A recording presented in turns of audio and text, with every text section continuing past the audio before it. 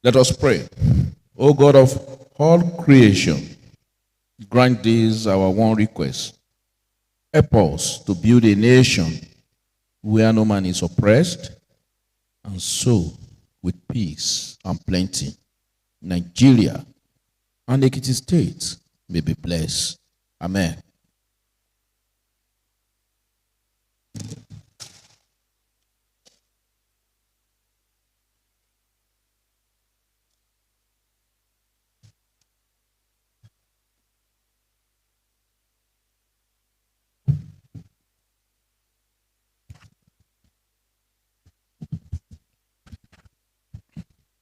Yes, thank you very much, dear colleagues. It's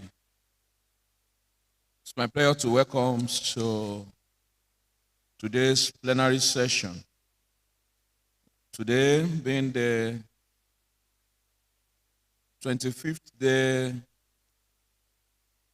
in the month of March in the year 2025.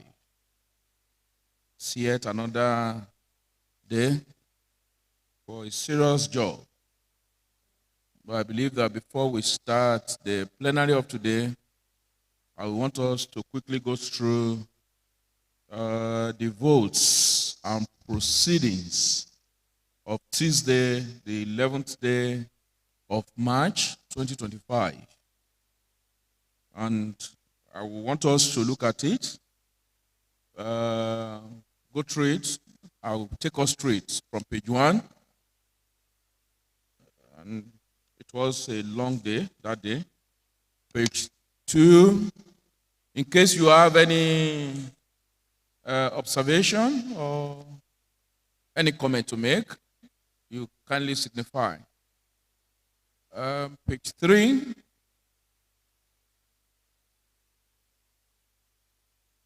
Yes, page 4. Page 4. Then I take us through page 5. Page 5.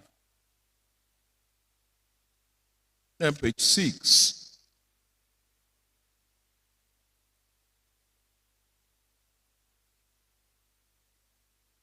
Page 7.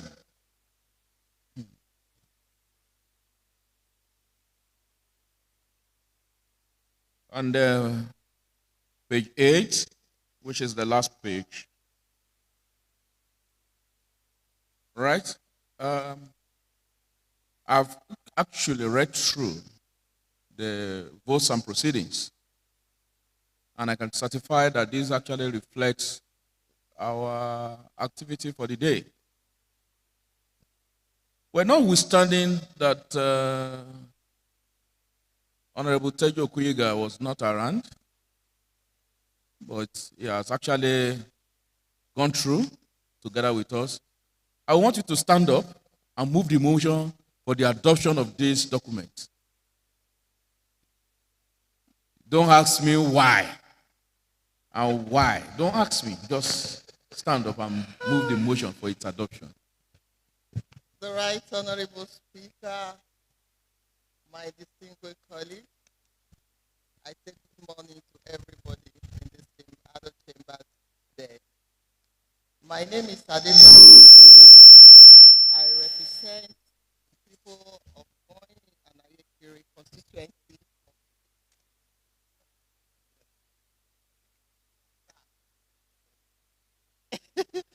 I rise this morning to move the motion that the vote and proceedings of the last plenary sitting should be adopted as the working document of this honorable house. Thank you. Very much, Honorable Tejo Kuyega, the princess. Yes, I also call on Babatunde Omotayo Emmanuel to second the motion. And if you are seconding this motion, you know the implication. Just second the motion. Right, Honorable Speaker, distinguished colleagues, my name is Honorable Babatunde Omotayo. I represent the good people of Iseorun constituency. I rise this morning to second the motion moved by Honorable Teju Goyiga. You can mention the name very well, don't worry. Honorable Teju Goyiga, that the votes and proceedings for Tuesday, 25th March 2025. Tuesday 11. Tuesday 11 March 2025 be adopted as the working document of this honorable house. I so second. Well, I will put the question and make a comment.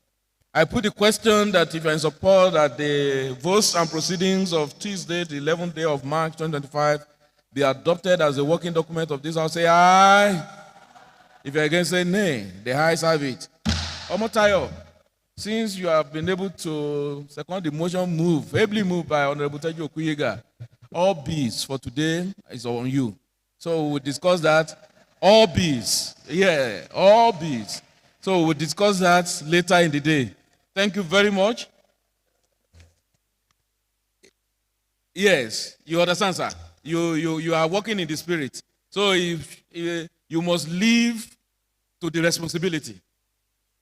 So thank you very much. Unless in the next 3 months you will not be able to speak on the floor of this house.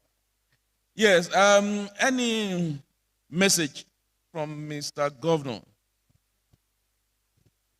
Mr. Speaker, sir, we have not received any correspondence from Mr. Governor. Thank you. All right. Members, you heard that. No correspondence from Mr. Governor for now. But you will soon get one. Any other announcements? Yes. Sir. All right. Leader of the House. Thank you, Right Honorable Speaker. My dear colleagues, permit me to appreciate everybody. Right Honorable Speaker, I want to inform this House that the National Institute of National Institute for Legislative and Democratic Studies, NIDS, last week invited speakers and majority leaders of the 36th State House of Assembly to a program called the Harmonized Houses of Assembly in Nigeria and 2025 Constitutional Review. This was done in Lagos, and Mr. Speaker and I attended. I also want to inform the House that the document, our rules and standing order, was harmonized and adopted during this program, this event. By so doing, it means that we have an harmonized document that has gone to each and of the 36 State House of Assembly, possible for adoption, for further review and adoption. I just want to inform the House of this development Thank you, Right Honorable Speaker. The House, because I was part of that harmonization process in Lagos, the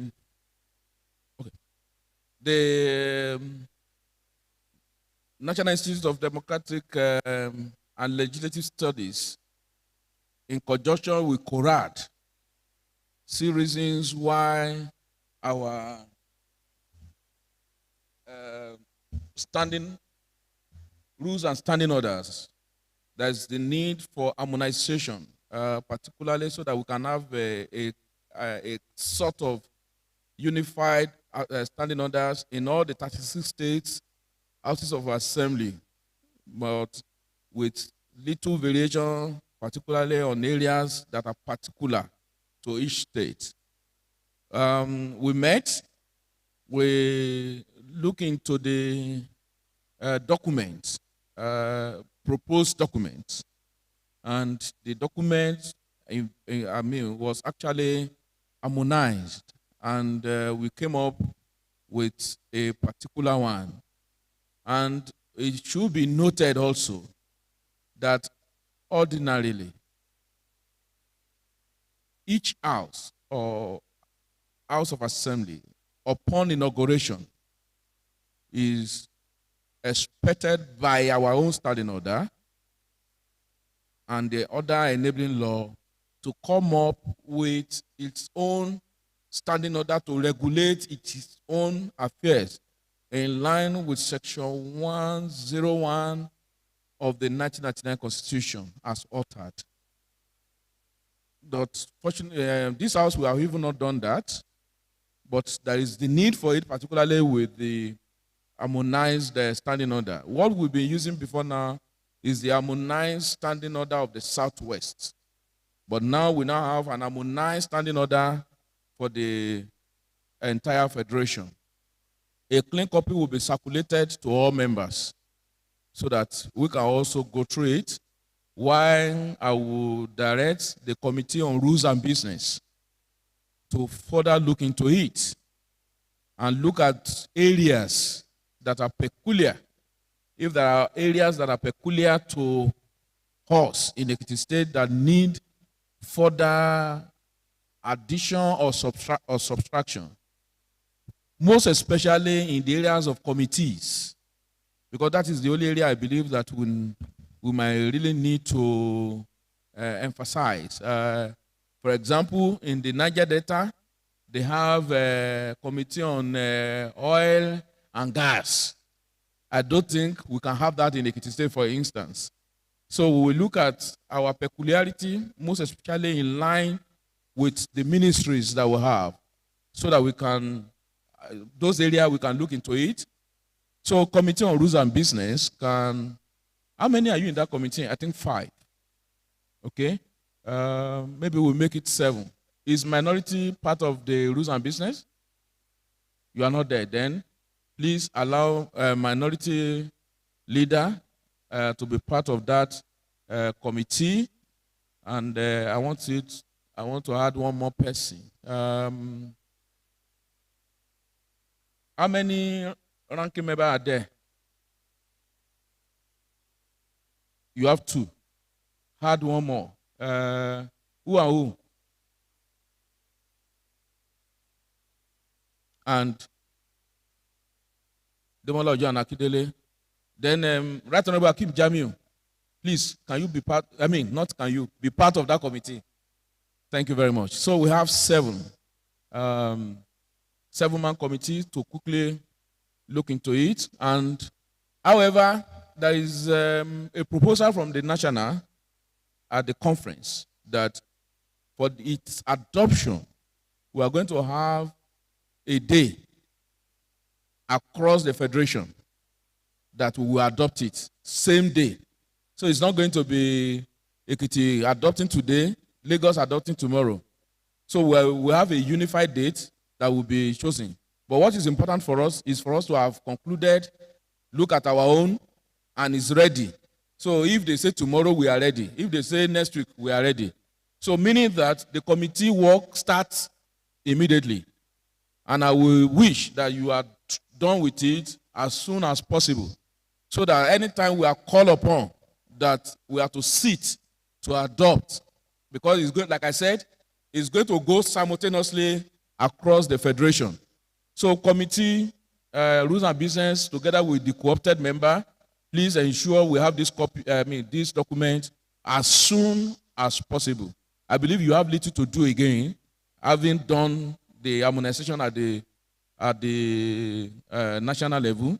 But just look at the older areas that are very, very particular to Ekiti State and work on it. Meanwhile, leader of the house, kindly, okay, do you have the clean copy? If you don't have, I will send it to you. I'll send a clean copy to you so that we can send to all members. So you have it on our platform. Thank you very much on that one. Yeah, any matter of, any public petition?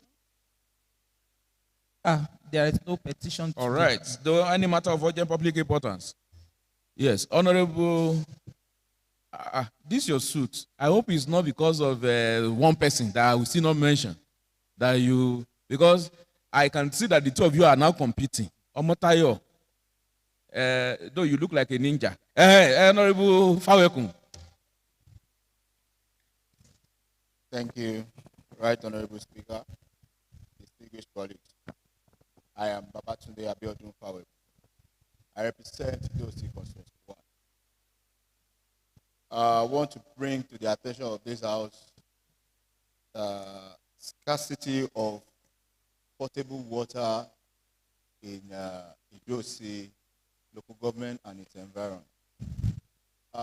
It's of note that during the last administration,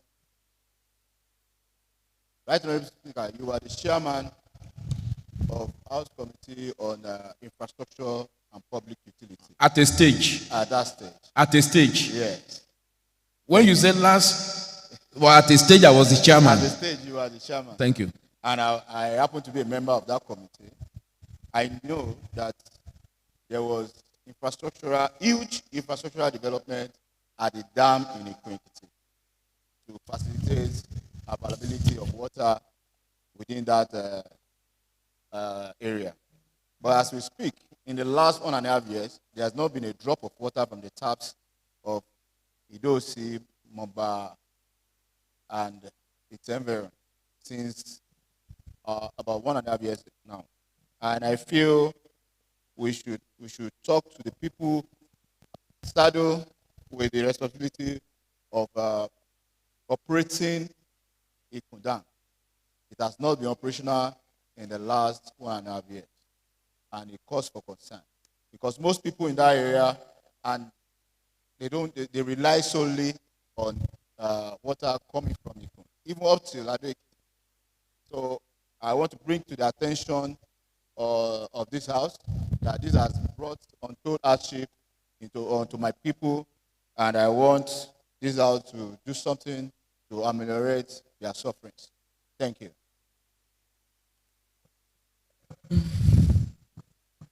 It's a matter of urgent public importance.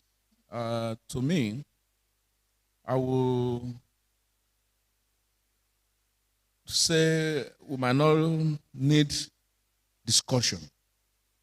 Only to say that Honorable Fawekun and the honorable members from Moba, the two honorable members from Idosi and the honorable members from Moba can do a joint request to the governor. Okay, and Ilejemeje, yes. And Ilejemeje, you can just do a joint one, write to the executive to call the attention of Mr. Governor to the plight of the people, particularly in the areas of potable water. Because if you do a resolution now, I think that letter will work better or faster, particularly to your people also. You can even have the copy of letter also to show them this is the step that you have taken. But I will prefer that you do it as a joint, do it jointly, not do it jointly right to Mr. Governor, calling the attention of Mr. Governor to the plight of the people, particularly on the areas of why this house is also calling the attention of the relevant agencies to look into this request and this development. And whatever will make particularly a road dam to function. I know that dam serve almost 6 to 9 local governments. Even part of Ado-Ekiti. I know that dam serve part of Ado-Ekiti and some other areas. So I believe that something should be done, as you have said, so that your matter will not be particularly the people from Oba, where we have a road dam situated. And this also goes to Itakpaji Dam. Honorable Femi, I think we should also write on behalf of the people of Ikoli and to be joined by Ekiti East, because I'm aware that Itakpaji Dam can also serve, of course, before now served Ekiti East. So, and Oye, even including Oye, Honorable Topelonge, Itakpaji Dam served you. So we can, and I know that, but again, I know the governor is doing a lot, which is why one of the bills that we even support that, part of what they are doing is before us. We are going to look into it today. I think that is even what we need to do. Let us see when we get to that bridge. We'll look at the bill before us. If we can work on it, then we can now tell them that we have done this, then we expect more for our people. I think that will settle the whole thing. Thank you very much. I don't really want to, on that, sir, on something else. All right, I will take you, sir. Probably you wanted to speak under public announcement, sir. Okay, I will give you concession. By our rule, we can only take one, but I'll give you that concession. Thank you. Honorable Speaker, my name is Right Honorable Hakim Jamil. I represent the group of recorded for the constituency 2. Right Honorable Speaker, I wish to bring to your notice a matter of public importance. Over the weekend, there was a lightning and a thunder strike that ignited a fire at the primary school in Ekiti, St. Peter's Primary School. About 4 blocks of classrooms were completely burned down, and but fortunately, our firefighters they came to the scene and they tried their best, because considering the distance from Ado to Igbimo, at least they were there on time, about 1 hour. So they tried to salvage something that they were able to salvage. And I wish to also commend Subeb. Immediately they came there and they have located the pupils of the school. I just want to implore the relevant agencies that maybe they can please try and install thunder catchers in our public buildings. I don't think this will cost much, so as to prevent a reoccurrence of such fire incidents in the future. Thank you very much. Much Honorable Right Honorable Kim Ayodeji Jamiu. I believe that the relevant agencies are also listening, but sir, I think we should also do a follow-up with the SUBEB. Since they are aware, I think a follow-up as the representative of the people. And I want to encourage members that when you have anything that you need the attention of government, we are the representative of the people. We can write with your own letterhead. Right, Honorable so or Honorable so, and as we write to them, write to the executive as the representative of the people, calling their attention. Why you are bringing it here is equally good, but we can always do that administratively, particularly as a follow-up. We also call on SUBEB to expeditiously look into the situation at hand. Is an urgent need, and they should see how they can mitigate the effect of the fire outbreak as a result of thunder strike that happened over the weekend, so that our people can be put in a very right and conducive environment. Thank you. Thank you for that. And I ask, is there any personal explanation? Mr. Speaker, there is, sir. Okay, Honorable Tokpe Lunge. Right, Honorable Speaker, distinguished parliamentarians, my name is Lunge Temitope Ademola, and I represent the good people of Oye Constituency 1, Mr. Speaker. Mr. Speaker, I rise before you this morning with excitement in my heart to say that, Mr. Speaker, you will recall that at our plenary of Wednesday, 25th of September, 2024, right in this hallowed chamber, Mr. Speaker, yours truly moved a motion urging the state government to designate a day as Asho Adire Wearing Day in Ekiti State.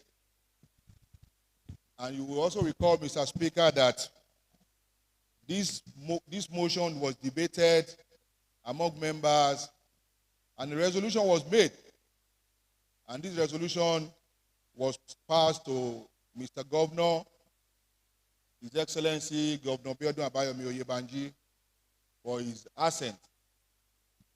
Mr. Speaker, I am glad to let you know that at the ESCO meeting, at the weekly ESCO meeting of 12th March 2025, His Excellency, Mr. Governor, has not only assented to the resolutions of this House, approved the resolutions of this House, Mr. Speaker, but he has also made a proclamation that a day should be set aside in line with the resolutions of this House, that a day should be set aside for Ekiti people to adorn our Asho Adire in order to preserve our culture, ensure that there is job creation for our people, and also in line with the empowerment program that Her Excellency, the wife of Governor, has already started through the Asho Adire Hub in Ekiti State, where several indigenes of Ekiti State have also benefited. Mr. Speaker, I want to say that this is not only a plus for us, but I want to say a very big thank you to His Excellency the Governor for always giving our resolution in this House a timeous approval. Mr. Speaker, it is not debatable that the resolution of this House does not confer finality, but the finality is conferred on the red barrel of His Excellency. And I want to say, Mr. Speaker, that we are extremely grateful to Mr. Governor for always giving his approval and assent to our resolutions in this House. What this means for us in Ekiti State, what the approval of Mr. Governor means for us in Ekiti State, is that our culture will now be preserved. It is of note, Mr. Speaker, that our children of these days probably know next to nothing about our culture and tradition. But by approving this motion that Adire should be worn once in a month, every Wednesday of third Wednesdays in every month, it is a way of saying that Mr. Governor is one that loves to preserve our culture. Mr. Speaker, you will realize, sir, that our culture is almost going extinct among our children these days. There has been a deliberate weaponization of the westernization of our culture. I repeat, there is a deliberate weaponization of the westernization of our culture.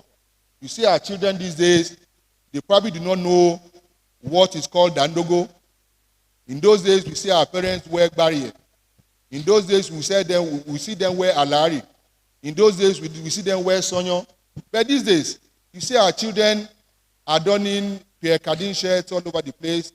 They wear us and cuties all over the place. They don't even know what our culture means.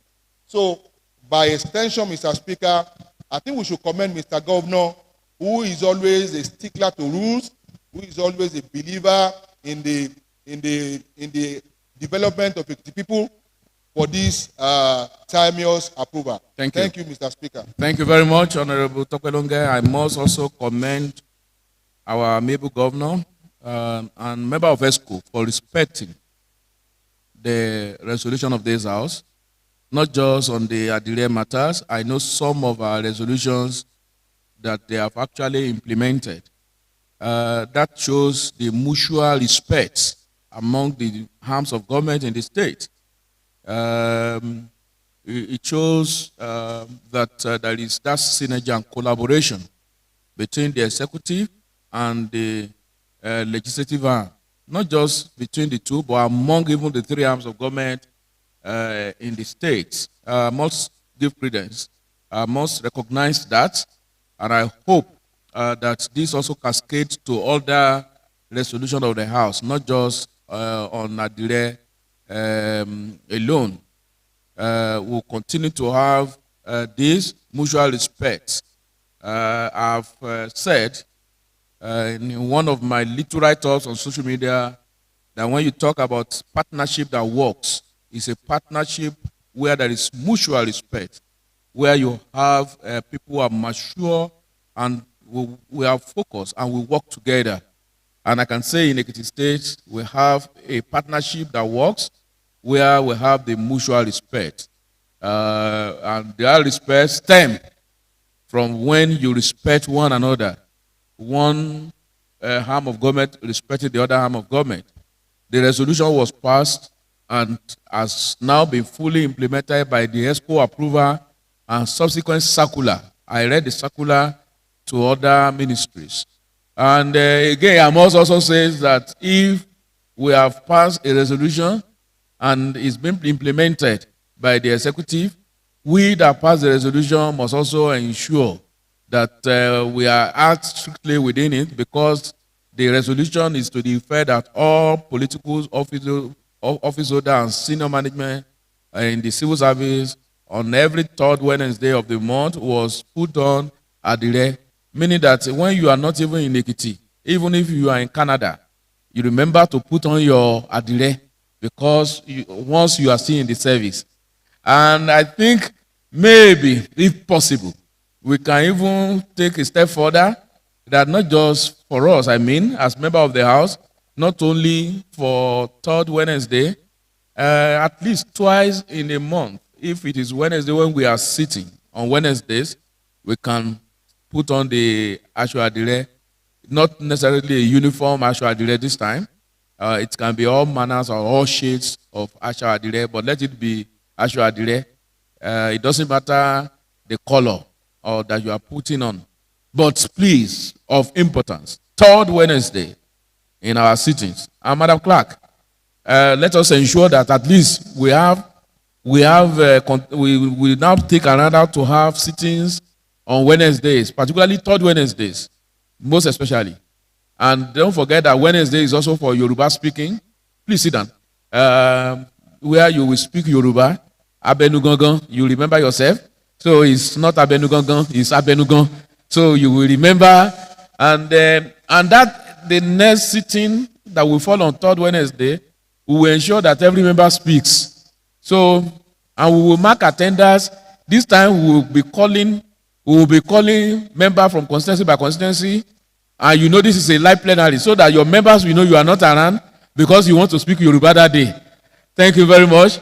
But I think we must commend Mr. Governor for that, and every other one who respect. If you respect us, we will respect you. So those who respect us, we will respect them. Thank you very much. On that note, I will call on the leader of the House. Take us through the order of the day. Thank you, Right Honorable Speaker. Thanks, my dear colleagues. Right, Speaker, I have the other paper for Tuesday, 25 March 2025 here with me. And on the order of the day, there are 8 items. It starts with 4 bills. Item 1 is the State Water Resources Sanitation and IG Sector Bill 2025, which is going for second reading. And items 2 is the State Quality of Care Bill 2025, it's also going for second reading. Item 3 is the State Employment Trust Fund Bill 2025, is going for second reading. Item 4 is the consideration of the State Commercial Motorcycle Operators Regulatory Bill 2025, which is at the Committee of the Whole House. And items 5 is the debate on the report of oversight assignment conducted by the House Committee on Investment, Trade and Industries to the State House, NANET, Abuja. These are reports submitted from the earlier plenary and which are yet to be debated. Item 6 is also the debate on the report of the ad hoc committee on a petition by the retirees of the Bamidele University of Science and Technology, WST, Education, Science and Technology, WST.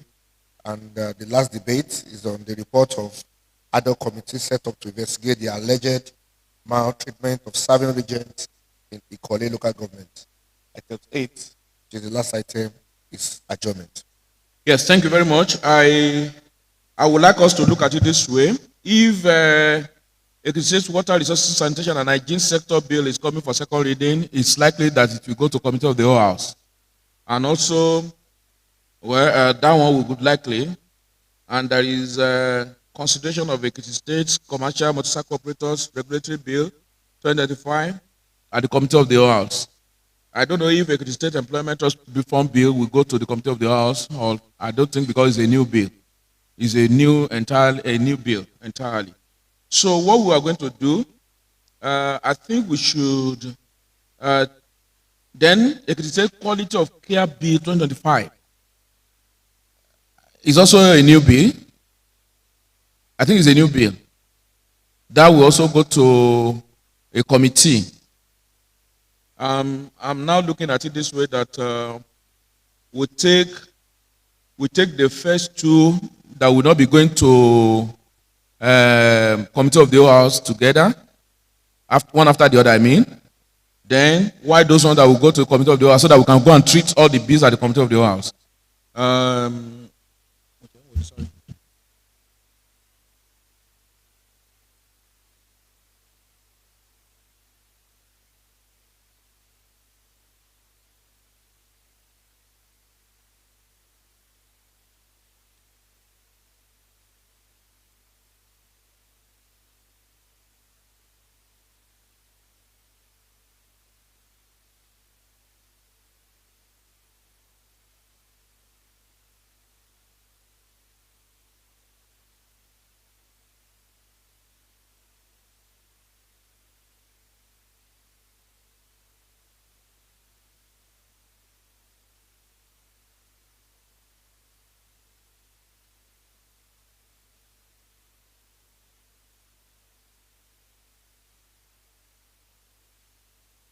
Adaramodu, approach the chair.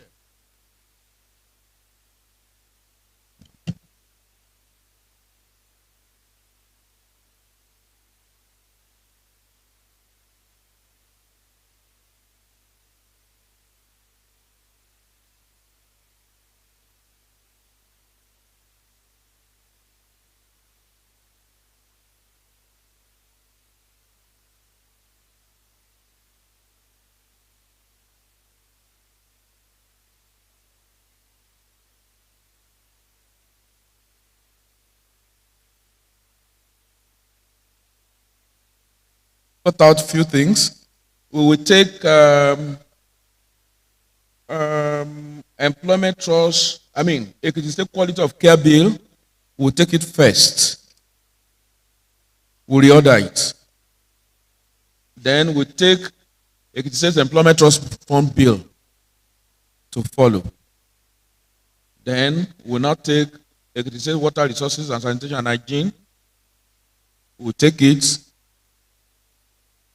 and then we move to Committee of the whole House to consider Ekiti State Water Resources, Sanitation and Hygiene Bill together with consideration of the Ekiti State Commercial Motorcycles Operators at the Committee of the House. I think that's okay. So, Leader of the House, can you now give us the reordered order of the day as reordered? Right, Honorable Speaker. The order of the day remains 8 items, and they are reordered as follows.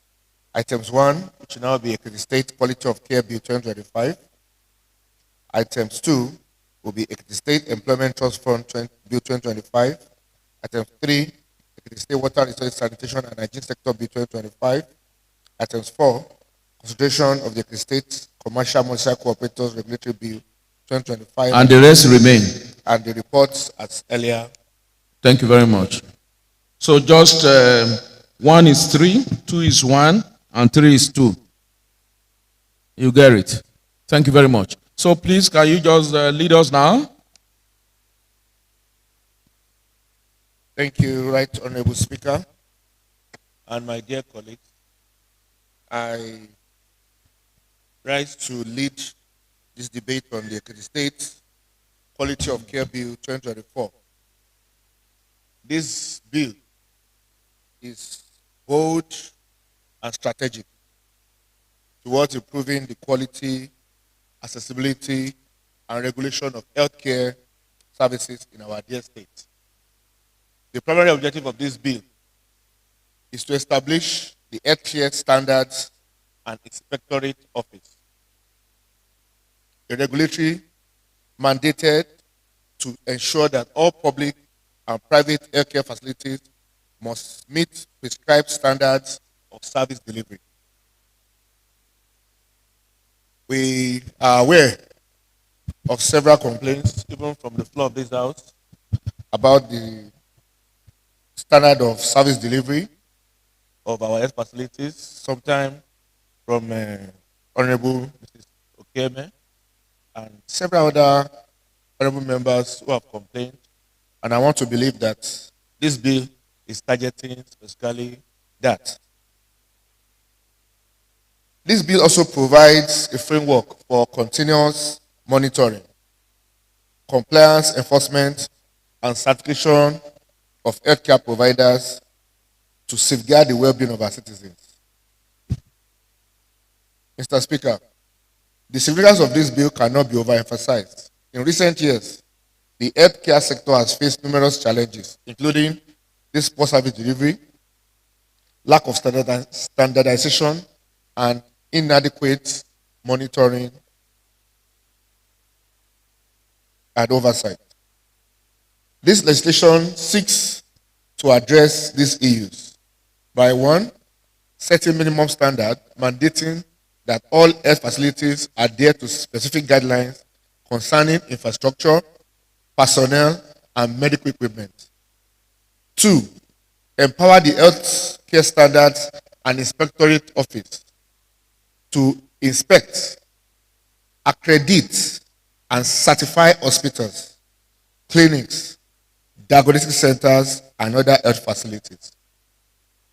3, the bill introduces a health facility mortality tracking register to monitor the critical health indices and ensure accountability in the reports of healthcare delivery services in our state. Public protection, which imposes by imposing penalties on quack practitioners and unauthorized health facilities operating in the state. And finally, the Ministry of Health and Human Services will have supervisory control to ensure effective implementation of these policies. My dear colleagues, this bill is not just another piece of legislation. It's a necessary reform that will revolutionize healthcare in the state. By passing this bill, we will be securing a healthier future for our people. I urge my colleagues to support the passage of this bill for the greater good of our people. Thank you very much. I so submit. Yes, thank you very much, Leader of the House, for leading the debate on this very important bill, Ekiti State Quality of Care Bill. And as he has set the tone, the primary objective of this bill is to ensure we have quality care in our health sector. That's the primary objective.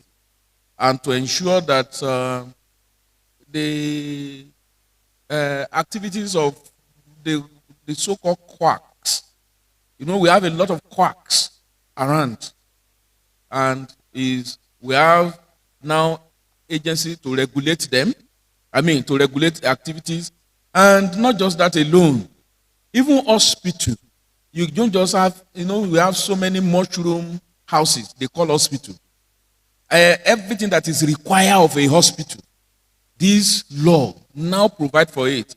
And if you are setting up a hospital, you must also register with CAC as part of the requirement under this law. You register that with CAC, Corporate Affairs Commission. Not only that, you cannot just set up a hospital as a part-time. You must be a full-time. Of course, before you can even own a hospital by this law, from what I have read, you must have at least had 5 years post-call. After you have, passed your housemanship or whatever, at least you must have 5 years experience. And you are practicing you are a medical practitioner full-time. So that you don't use shovel to inject people instead of syringe. Because we have a lot of people who use hammer to conduct operation out there, so that they don't use hammer on our people again. And it is also to ensure that there are people who call themselves nurse, and by the time you look at them, they are mere, what do you call them? Ward maid.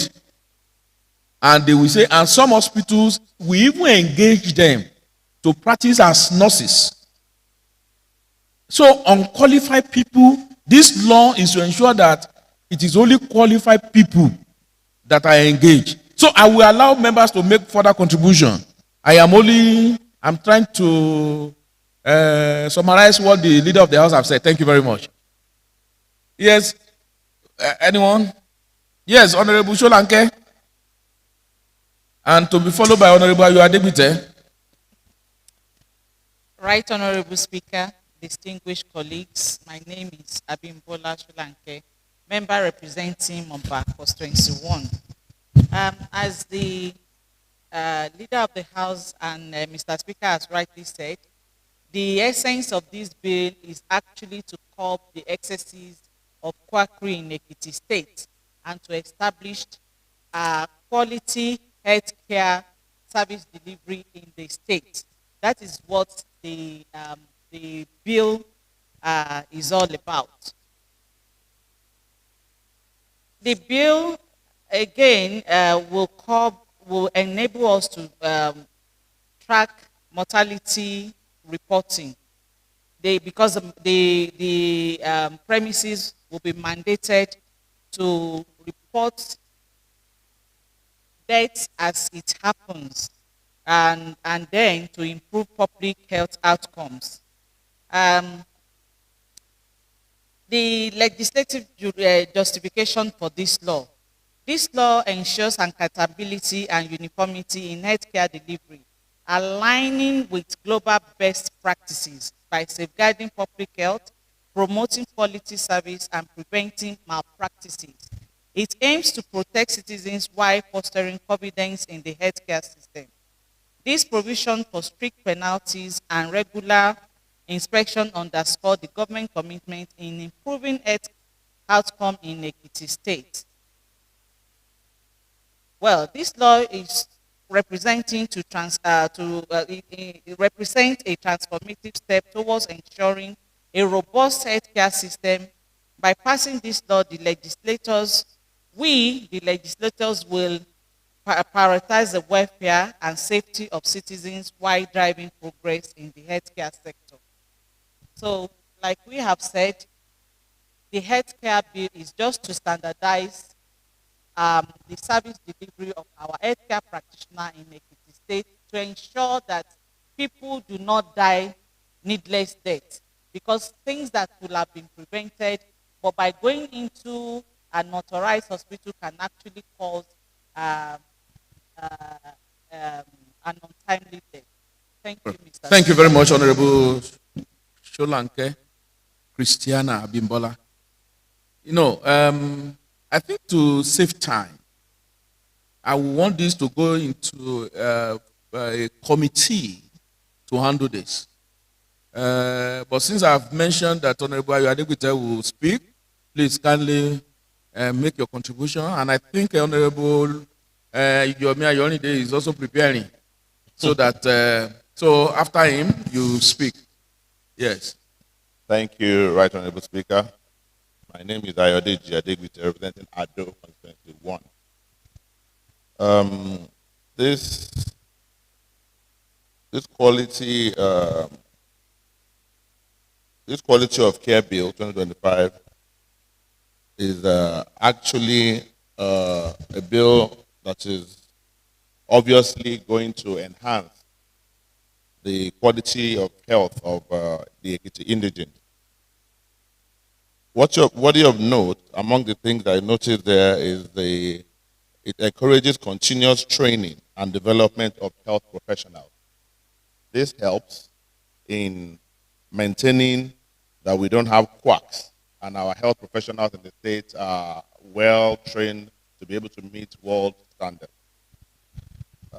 If we keep repeating what is here, the health committee will be able to look into it properly and get back to the House on this.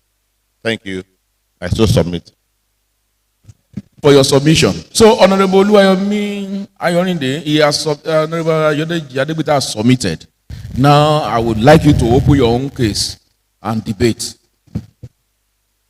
Right Honorable Speaker, esteemed colleagues, I am Honorable Yomi Ayoride. I represent Idosi Constituency 2. I am glad that a bill like this is before us, because it's going to answer so many questions that we face as the people in the state. I am particularly happy that the bill has in itself structures that make implementation of this very, very easy and enforceable. In that bill, I've seen establishment of healthcare standard and inspectorate office. And I've also seen establishment of standard and regulation steering committee. If we have structures like that without all of this, if we have such initiative without any of these structures, they are bound to fail. I just want to align myself with what the majority leader have said, that it's something that we must have, and the structures are there to ensure full implementation and monitoring. Thank you so much. Thank you very much. I think I should see add more feminine voice to this debate. Is on that note, I will call on the Deputy Speaker, Right Honorable Olagbaju, to make contributions.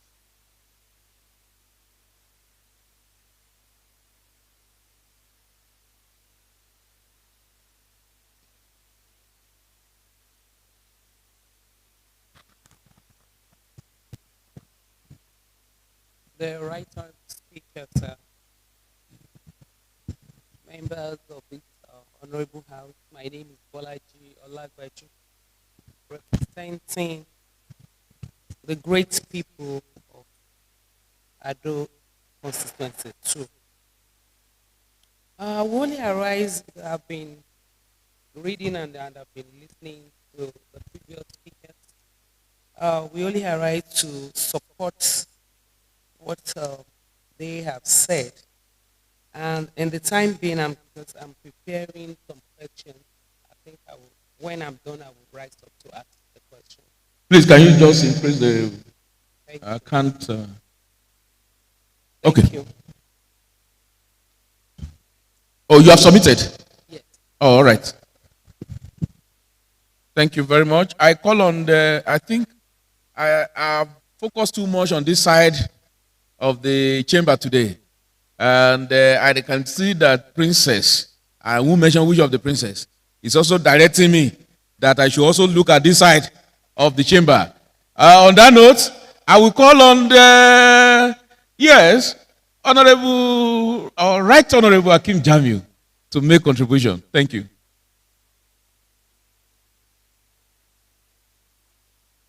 Right Honorable Speaker, distinguished colleagues, I'm Right Honorable Akim Jami. I represent the group of Report Development Constituency 2.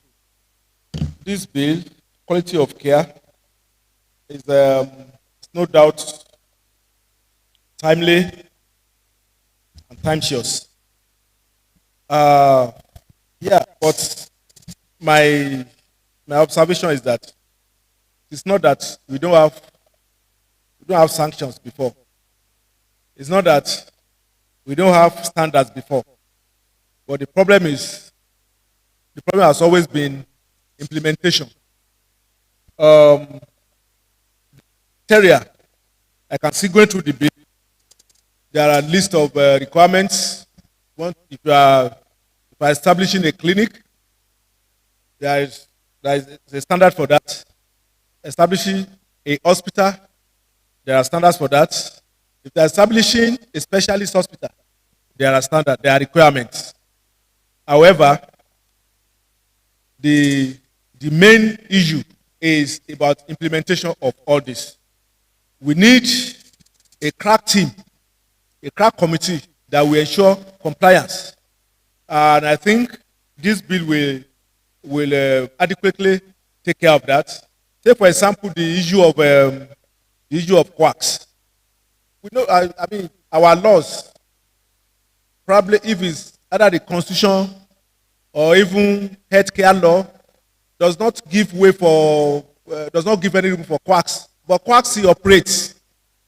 They still operate. So how do they do it? Well, are there no sanctions? Are there no people to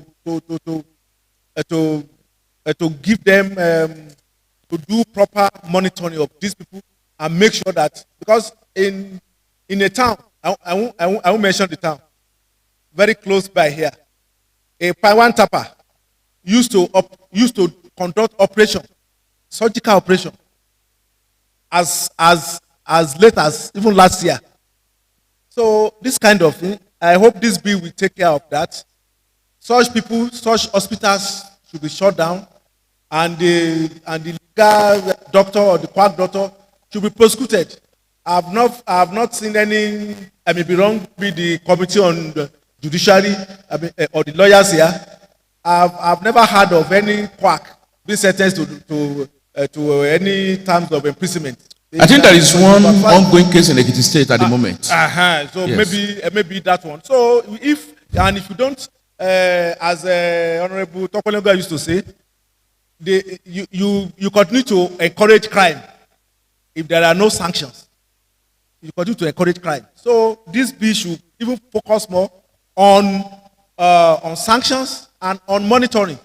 Thank you, Right Honorable Speaker. Well, thank you very much, Right Honorable Akim Jamiu. Everything you have mentioned are actually covered by this bill, and so many things covered by this bill. But I also want to thank you, especially for one thing, for calling out Honorable Tokwelonge. So on that note, Tokwelonge, stand up and also make your contribution. Thank you very much.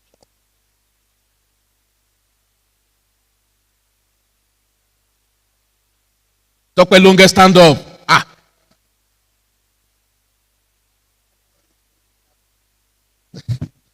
Distinguished colleagues, my name is Longe Temitope Ademola. Once again, I represent the good people of Oye Constituency 1, Mr. Speaker.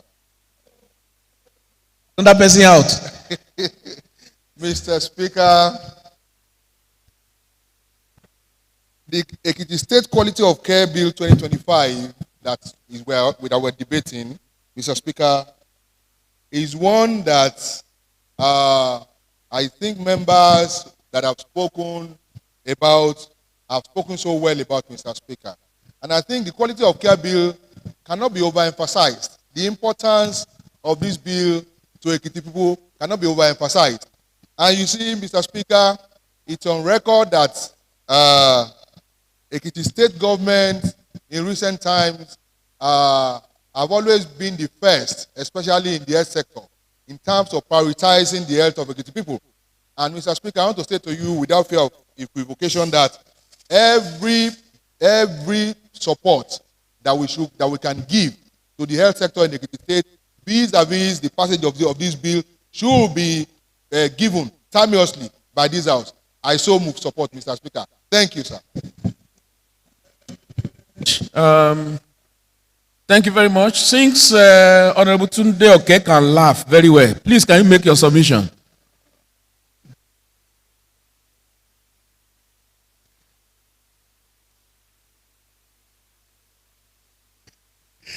Thank you, Mr. Speaker. Dear colleagues, I'm Honorable Babatunde Oke representing Ikere Constituency 1. Mr. Speaker, let me align myself with the submissions of my colleagues with respect to this particular bill, Quality of Care Bill 2025. A lot has been said about this particular bill, particularly I will focus my attention on implementation, like what Right Honorable Hakeem Jamiu said. It's not that maybe we don't have rules guiding medical practitioners in this country, but the implementation has been the major issue. And of course, I've looked at this bill. Honorable Tunde Oke, focus your attention from implementation now. Let's talk about this bill. Yes.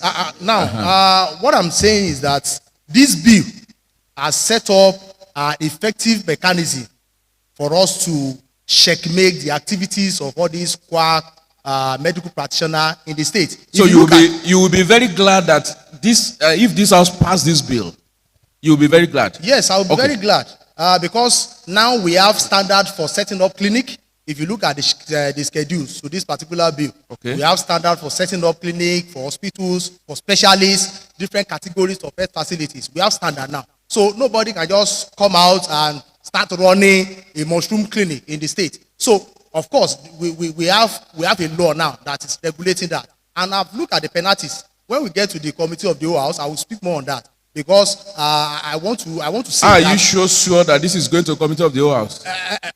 Of course, they are still going to, even if you go to committee, it will come back to the committee of the House. Yes, because I'm looking at the fines, the penalty prescribed, and I will still suggest that we increase it a bit because this you can suggest that to the committee that will look at it. I'll do that to them because this is very important. We are talking about the lives of the people. So whatever we can do to checkmate the activities of quacks in the state, we must do it through this bill. Thank you, Mr. Speaker. Well, thank you very much. I don't know why this face is just staring at me, and maybe she also wants to speak. Princess Teju Okuyiga. Yes.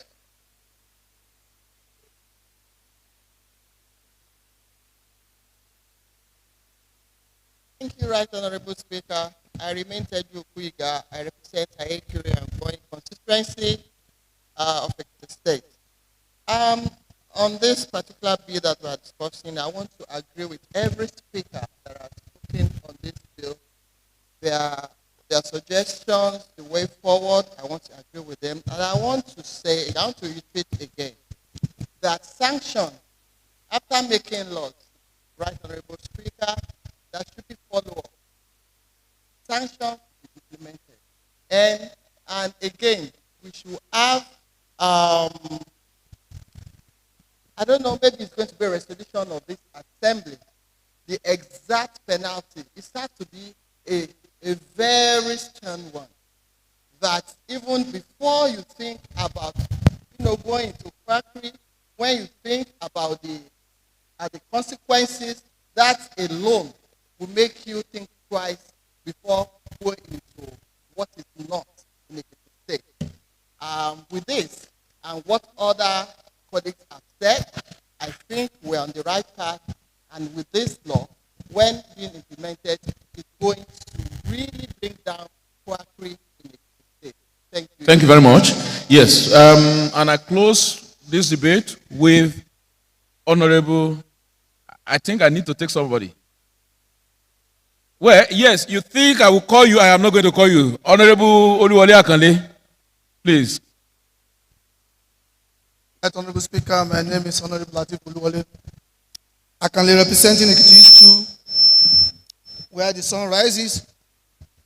The importance and timeliness of this bill cannot be overemphasized, as rightly contributed by my colleagues. I just want to reemphasize the fact that this bill should address the quality of drugs and standard of drugs that are being administered in our various hospitals. There are a lot of fake drugs around, and these drugs are worsening the health conditions of our people. So the bill should address the quality of drugs that are being administered. Thank you. Thank you very much, everyone who has made contribution and every member who will, at the end of the day, work at the committee level, and those who will still go there to also submit their submission. But may I say this, sir and ma'ams, honorable dear colleagues, your tailor or fashion designer can toil with your clothes, but your life, I believe nobody should toil with. And nobody's life should be toiled with. Because once a life is gone, what happens?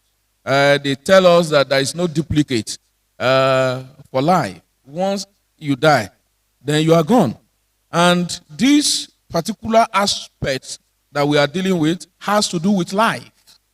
And that is why this bill is very, very important that we look at it critically. And again, I think it's important that we give it an expeditious passage. I am going to commit this bill to the committee on House Committee on Health. And please, I want you to come up with your report within 2 weeks at most. That does not mean you cannot conclude your work even in 2 days' time. But we'll give you 2 weeks so that you can do a thorough job. Please ensure you invite all relevant people that are relevant to this, all medical practitioners, as in their association, even the patent medicine, what do they call them now? Those who sell drugs. Pharmacists, no, the pharmacists are not the ones selling. All the chemists, and they have association. I think they call them NACMED or something like that. NACMED, please invite them, let them be part, because how a medicine store should look like is inside this bill. It's important that they are part of it before passage. Let them come up and let them also be part of it to know that if you don't meet this requirement, what will happen? They should be aware of it. And the quacks, well, I don't know the quacks, but if you know any of the quacks, invite them. Let them come and know that if you are a quack medical practitioner in the state, there is a penalty. Let them all know. And it's important that we hold a public hearing on this, and let it be transmitted live when you are having that public hearing. And your public hearing, please, if possible next week, I want you to conduct it. Look at this bill again and let them know much about it. I want public to know about it. If not, I would have said we should pass this bill today because it's very important. It has to do with life of the people. Do you know how many people that have been sent to the grave beyond just because of one useless quack somewhere? Just because of wrong prescription of drugs somewhere. Just because somebody sold drug that is not even... You see, a lot of people without prescription, they are selling drugs without prescription. And these are the things over the counter. These are the things that this being, are asked to look into. Do you know that some people, I can tell you, Honorable Tokwenloge will bear me witness of a woman who went to the hospital for treatment, little treatment. But he went there and contracted another disease that killed him. Kill her eventually because of the carelessness of the practitioners there. And that is why this bill is not just talking about of course, this bill is asking who are the personnel. It's particularly in our specialty hospital, because this bill goes to the father. Who is this person? What is your qualification? And it has to be stated. We must know, so that it's not that you are bringing in a ward maid to be performing the role of a nurse. You know who a nurse is. You know who a ward maid is. Auxiliary nurse. You know those who are auxiliary nurse. They should know their responsibilities. And that is the whole essence of this bill. and how what's it called? A hospital should be treated, what should be done in the facilities. These are the things that this bill is also talking about. So this bill is hereby committed to the House Committee on Health. Please, 2 weeks, and please, I want this bill, please, to be given a very thorough scrutiny that it desires, and allow full participation so that people will know, so that by the time this bill comes to operation and implementation and enforcement, there will not be nigbati that I don't know about it. Where ignorance of law is also not an excuse. Thank you very much. Leader of the House. Thank you, Right Honorable Speaker. The next item on our order of the day is the Ekiti State Employment Trust Fund Bill 2025. Well, Ekiti State Employment Trust Fund Bill, can you just lead debate and we move on? Yes, sir. Lead the debate. Leader. Thank you, Right Honorable Maybe you are the leader. Lead. Thank you, Right Honorable Speaker, my dear colleagues. I'd like just to get set after Leader of the House. The Ekiti State Employment Trust Fund Bill is also a significant legislative proposal aimed at addressing employment. You will all agree with me that employment is a critical problem that faces governments all around the world. And one of the major fulcrum, or one of the major importance of the government is to reduce unemployment and improve our economic base. So this bill is to address this issue of unemployment by empowering entrepreneurs and also fostering economic growth in our state. Unemployment remains one of the most pressing challenges in the state, affecting majorly our youth, also our women, and even a lot of skilled professionals, people who have graduated from various fields, who are there, good skills, but no jobs. This proposed employment trust fund seeks to provide a structured, transparent, and sustainable solution by supporting the business startups and expanding small enterprises, enhancing employability through skill acquisition programs. This bill established the State Employment Trust Fund is an independent body responsible for mobilizing financial resources from both public and private sectors. The fund will now provide financial support to this set of people I have earlier mentioned: small scale, medium enterprises, business startups, entrepreneurs in general. And also, these funds will be used to train them and create an enabling environment for job and wealth creation across the state. The major provisions of this bill: the establishment of the fund. The bill formally seeks the setup of the Employment Trust Fund with a clear legal framework to ensure accountability and efficiency. 2, the funding mechanism, which is the fund will be received as contributions from the state government, local government, councils, corporate bodies, and well-meaning individuals to ensure sustainability. Then, the state residents seeking to start or grow businesses, as well as those interested in skill acquisition, will have structured access to the financial support by application with sets of guidelines and requirements or qualifications to access. Then the fund management committee, comprising government officials, private sector representatives, and civil society members, will oversee operations, ensuring due diligence in fund allocation and management. this bill is not just about the financial assistance, but it's also about unlocking opportunities for our people. It aims to revive entrepreneurship, boost economic activities, and reduce the dependency on government jobs by fostering a self-sustaining economy.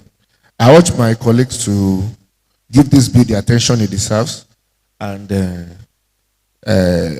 eventually safe passage.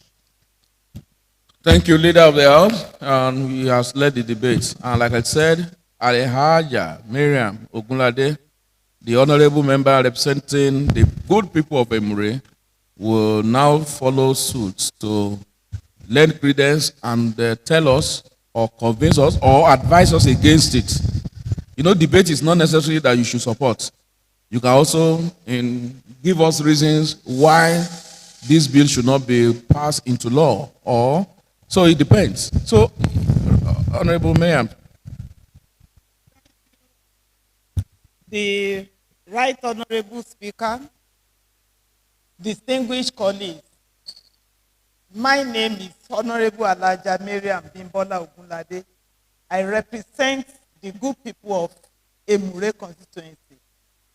I rise this afternoon to second or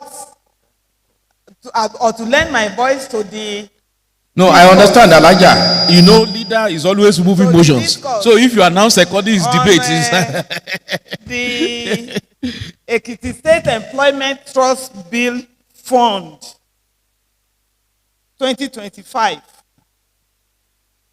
Like the majority speaker, a big majority leader have open debate on the EU. He told us on how the bill will boost the economic activities in the state and some other things like that. And we all know that this type of bill will be of major importance in our society. And I want to let you know, sir, Mr. Speaker, that this bill, if passed into law, will assist us like other bills that has scaled through in this hollow chamber. Sir,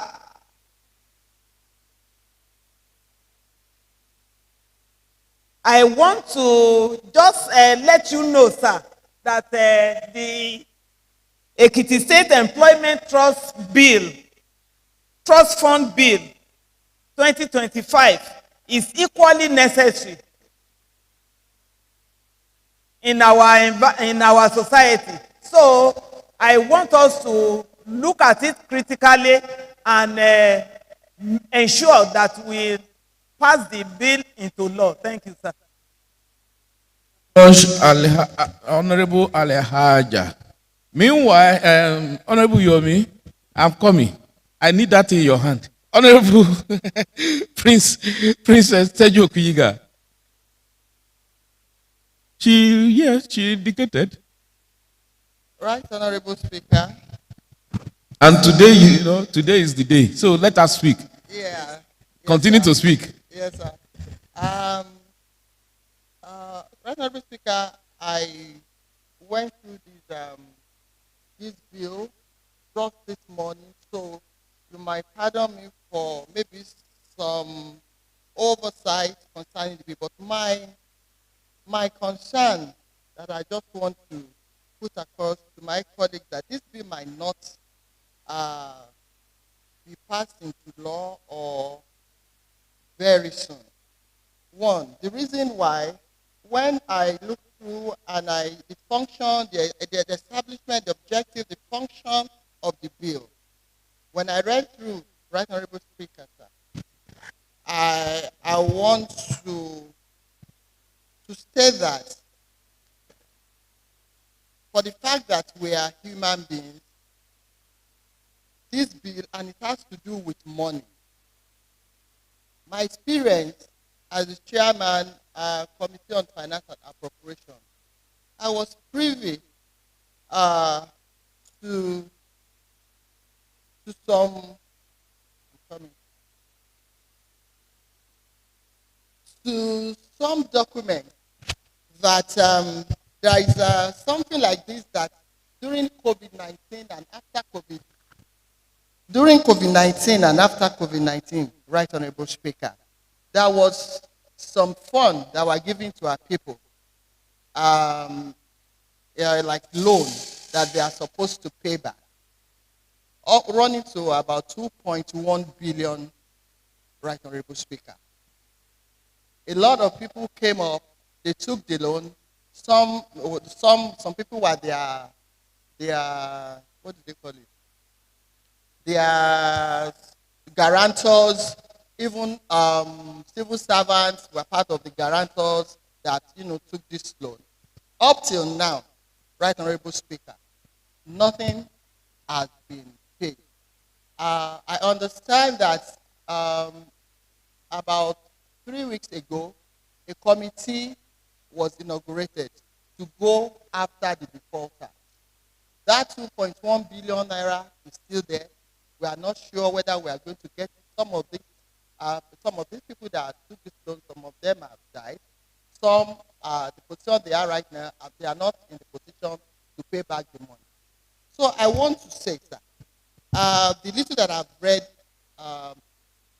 in this bill, I want to say that this bill will not. We have to really look at it very well, debate the pros and cons, and make sure that when this thing is established, how do people the people that take money from this establishment, how do they get the money back?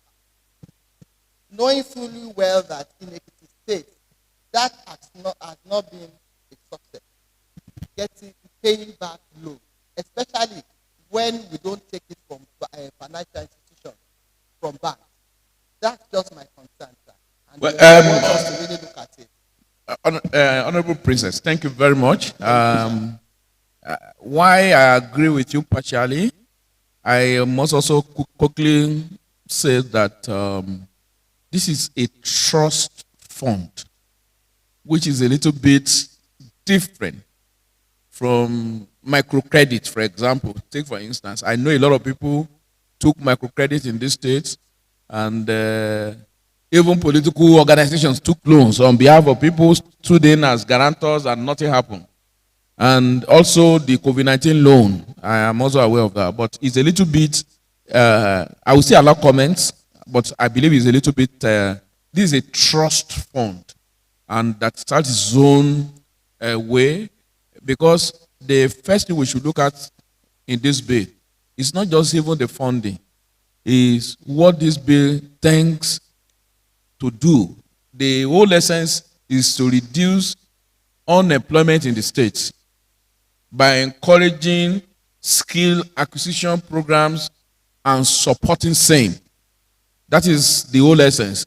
It's not to have a pool, it's a trust fund. And the source of funding may not necessarily be from government.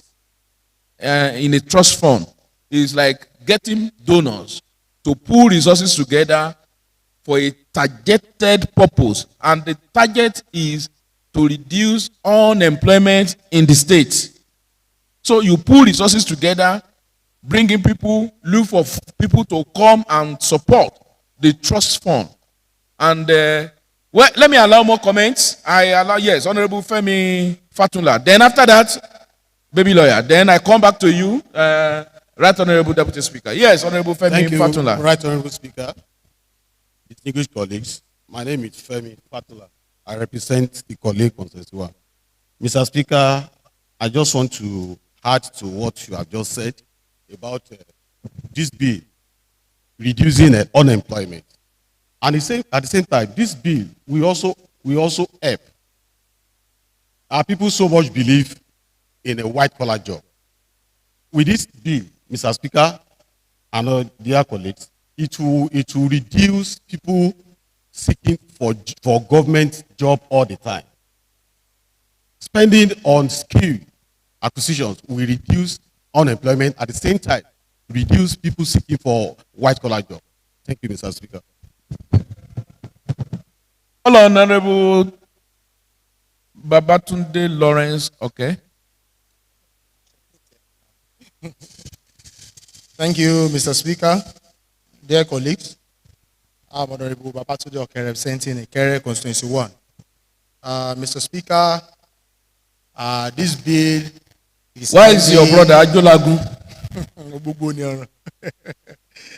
This bill is highly desirable at this time when we are having economic challenges. And I can assure my colleagues that this bill will assist us in building our economy in this state. A lot has been said about the importance of this particular trust fund. Of course, I'm very sure even the youth, they are happy with this bill because we are encouraging our youth to go for one skill acquisition or the other. And of course, after acquiring skills, how are they going to start up the business is a major challenge that this particular trust fund is going to address. Of course, it's going to support businesses with startup fund or even assist existing business in building their business. And of course, this will also assist in helping us to have job creation so that people are not going to rely solely on government to provide job. Of course, as a person that is starting up a business that gets money from the trust fund, that person will also employ one or two people to be working for him or her. So this particular bill is going to address this challenge. Of course, Princess Teju Okuyiga raised a point that is very, very important. Although this trust fund is not going to be given out on loan alone. Of course, we have grants. But that aspect of loan, this law made provisions for eligibility. And that is the area we need to look at so that we'll be able to address this particular attitude of getting loans and not ready to pay back. The bill provide for that there's going to be administrative guideline to regulate this activity. But I want to believe this guideline is supposed to be part of this bill.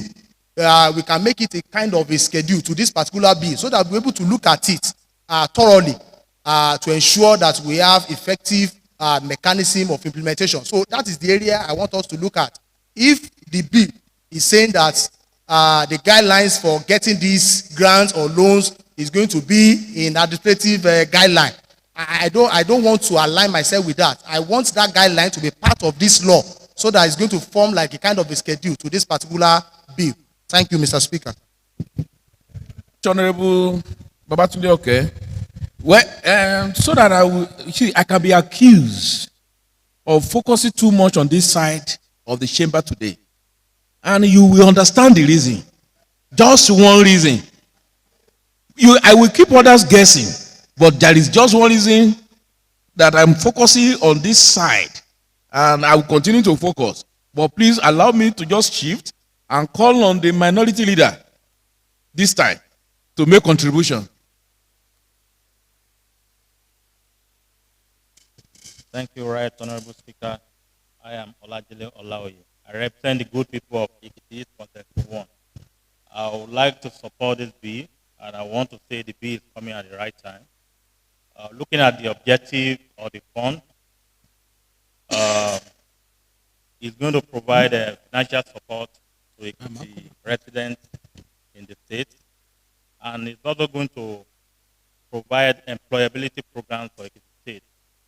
As we witnessed in Ekiti State, where the youth are now engaging in farming, making over 200 million in annual profit, I believe this bill will also encourage our youth who are unemployed in Ekiti State to have a focus of getting the opportunity they deserve in Ekiti State. And this bill also is going to make an equal opportunity for all citizens of Ekiti State. I do submit. Thank you. Thank you very much. Yes. Sorry, sir. I've earlier called the Deputy Speaker, so I'll come back to you. Deputy Speaker, Right Honorable Olagbaju. Thank you, sir. The Right Honorable Speaker of this Honorable House, distinguished members of this dynamic House. My name is Bolaji Olagbaju, representing the great people of Ado constituency 2. I arrived there to support what the previous speakers have said, especially those who have deemed it fit to say that this bill is as important as life. Um, this bill is a very great one, a good one for that matter, because it enables financial support to regular citizens who are looking forward to starting a business or those that are looking forward to expanding their businesses. And then in return, is going to, of course, boost the status of our economy. The bill is very crucial, especially at this time of, economic meltdown. However, I'm just going to speak to what Honorable Teju Okuyiga has said. To a very large extent, she's very correct that the challenges that we've been facing, especially when it has to do with loans in the state, is payback, recurrent payback. And I think I wouldn't even fault the loan takers, but I will fault the loan givers. In other developed countries, there is always a constant means of getting loans. It's as easy as going to the street to buy corn. But however, there are strict and very clear laws and regulations guiding eligibility. Over here, I think the status of the eligibility status is very poor and kind of very simple, and that's why you see people, applying for loans, and they will even tell you even why during the course of applying for the loans, they know that they are going to escape with the loan because the eligibility is very flexible. In other countries whereby they always give constant loans, there are two things that is very significant, very important. And number one is a collateral security. The second one is co-signers. In a situation whereby you want to give a regular citizen on the street loans, somebody who does not have a collateral security, such as maybe property, lands, or cars, or anything to present as collateral security, then you can, opt for the option of co-signer. And what I mean by co-signer is that, take for instance, if maybe Honorable Ayorinde is a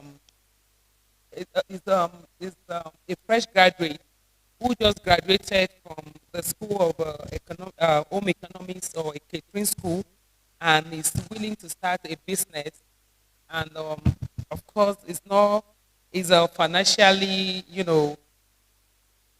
down, and then is willing to apply for loan.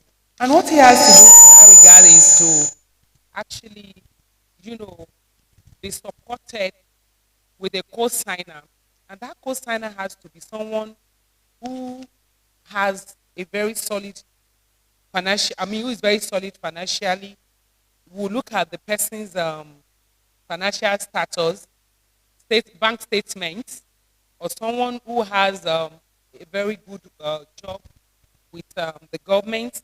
Most of the time, you can be a co-signer when you are a top government official, or you have a well-established business, and then you have a record, a solid bank credit.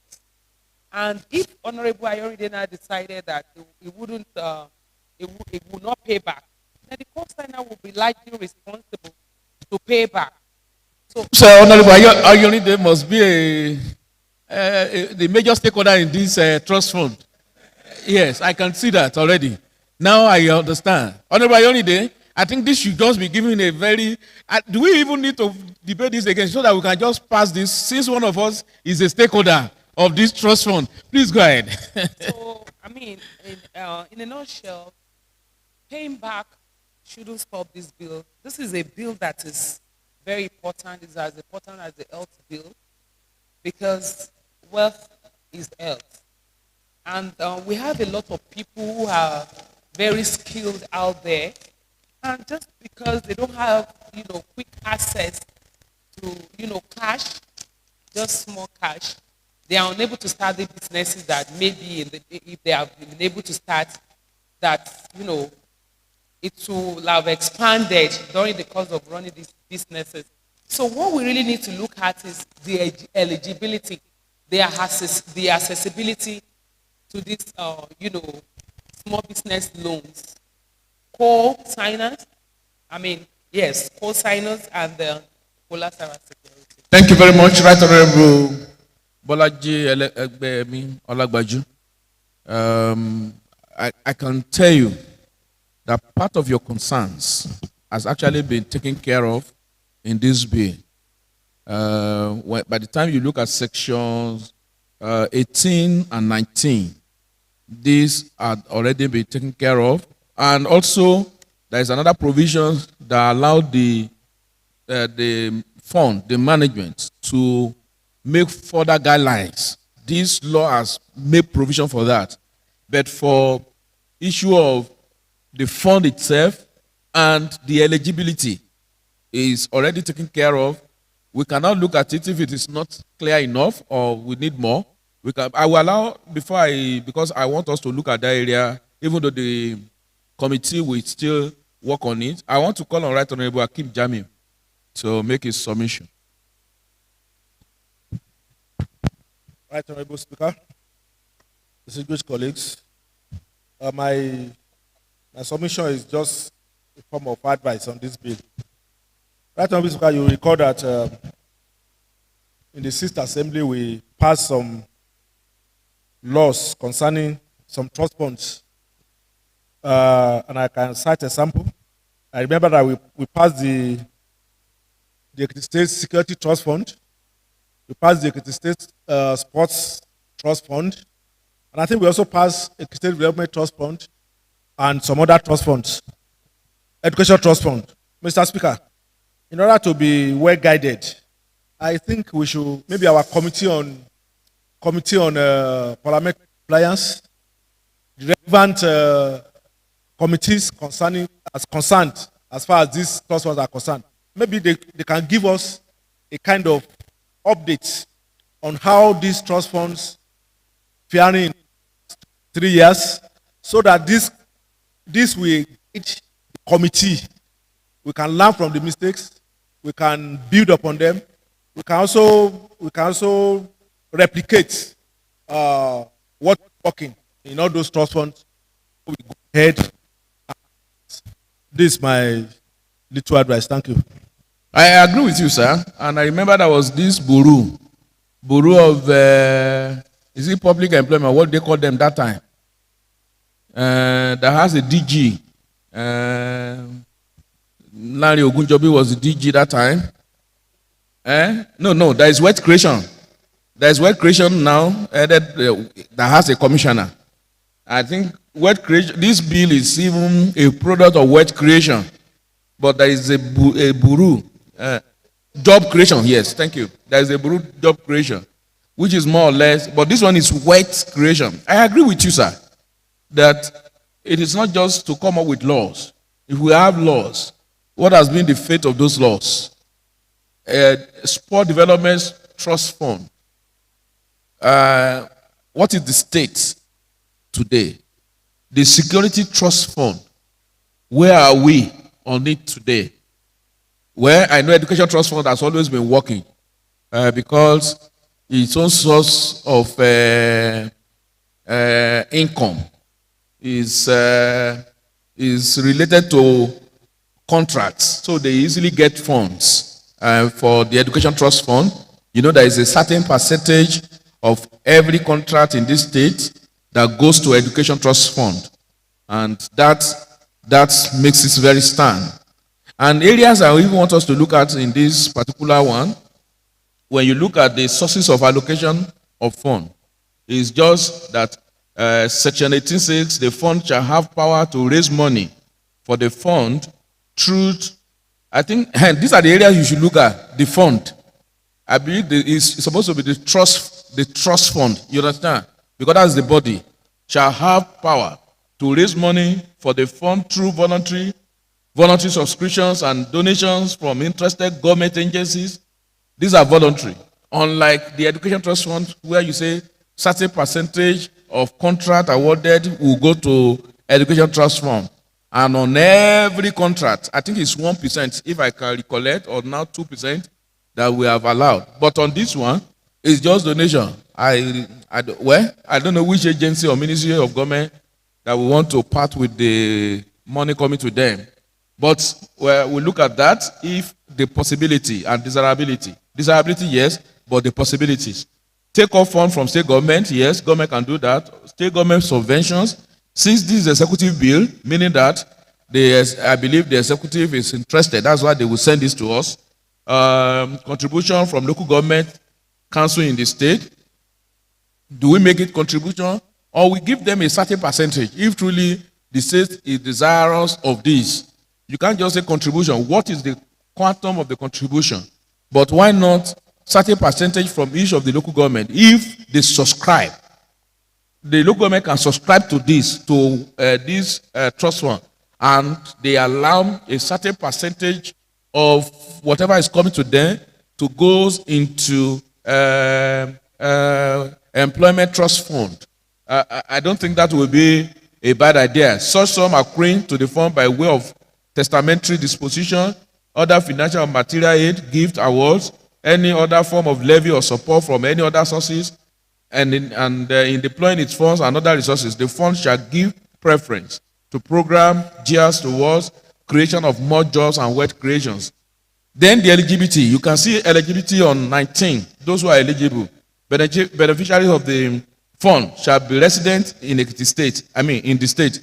We should make it Ekiti State. In the state can be in Osun State. With evidence of guarantors. Like Right Honorable Olagbaji was trying to say the other time, guarantors of specific status. So who determine the status? The fund, the trust fund now, the committee will determine the status. It's part of the guidelines that this law has also enabled, that they can make such guidelines. Then entrepreneurs desirous of starting their business. If you are an entrepreneur, you don't have money to start up, then you are eligible. So the guideline will now state the conditions again, because it's important. This law might not make room for the guidelines, because occasion will warrant different guidelines to come up, and this cannot be exhaustive. And that is why this bill is also making that provision that the committee should be able to make guidelines, because it depends on what happens at every point in time. So it can never be exhaustive. And we have persons who are interested in acquiring and upgrading their skills. They are also eligible. Skilled persons interested in reskilling from former to former, they are eligible. Then the beneficiaries shall comply with any other condition, and so on and so forth. So the condition will be set out by the committee. I believe, to me, having listened to members' contributions, I will just direct this to go to the Committee on Investment to look into it. Committee on Investment, please, within 2 weeks or so, kindly come up with your report. But this is good, particularly for the youth, and in our effort to ensure that we make employment available, and particularly start up for those who have skill. And that is why I must commend this house. You know what our spouses are doing in not just training. You are training and you are giving them startup. That is exactly what, to me, is this. The only difference is that these ones looks at not just loan, because maybe when you look at the bill, it's not about loans alone. It's also about grants. What our spouses are doing is providing grants. not loans. And I think we must commend ourselves for even without law in place, we are already doing that to ensure that we reduce unemployment in Ekiti State. We ensure that we encourage skill acquisition in Ekiti State through the efforts of our spouses that we have also supported to do that on our behalf. I think we should also commend ourselves for that. Thank you very much. On that note, Committee on Investment, the bill is hereby committed to you. 2 weeks maximum to report back to this house. And leader of the house.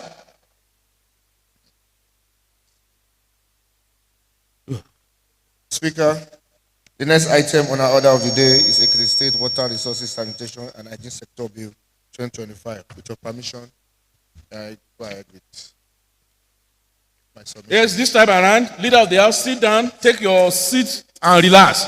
Minority leader.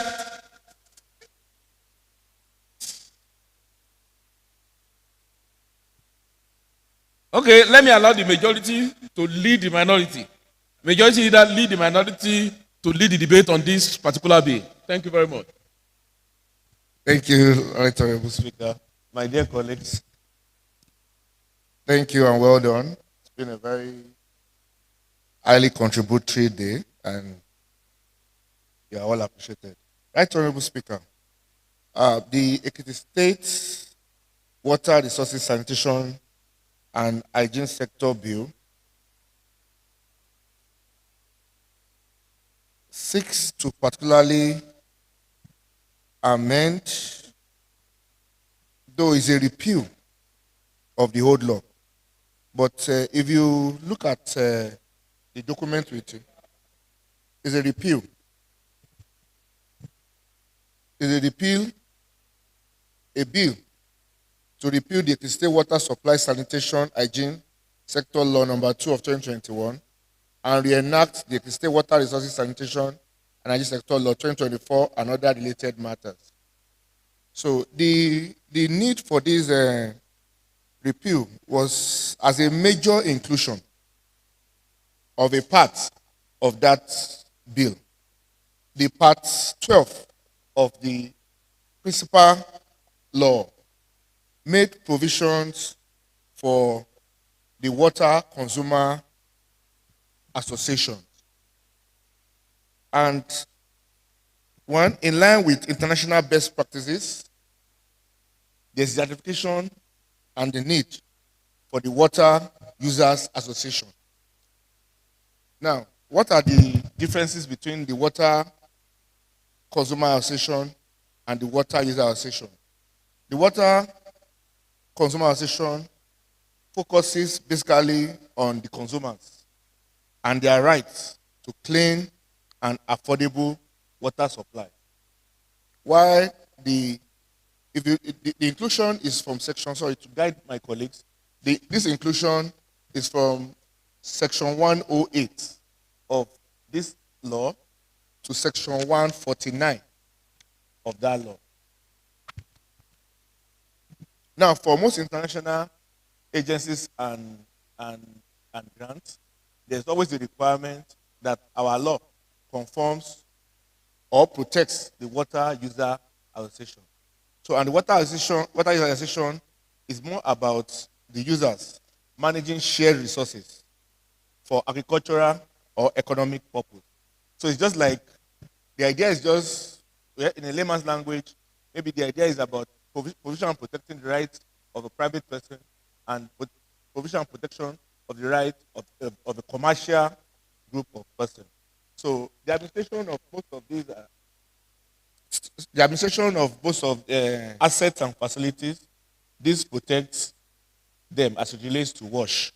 So the key amendment and the implication of that amendment as the inclusion of water association, apart from the establishment of that inclusion of the water, is to strengthen the regulatory oversight by providing for greater legal and financial provision of water gov structures, ensuring that water user associations operate transparently and in compliance with state policies. Then this inclusion also aims to improve sanctions and enforcement mechanism from which sections within this amendment outlines penalties. That's from the 108 to 149 for administration of this water user association as it relates to this bill.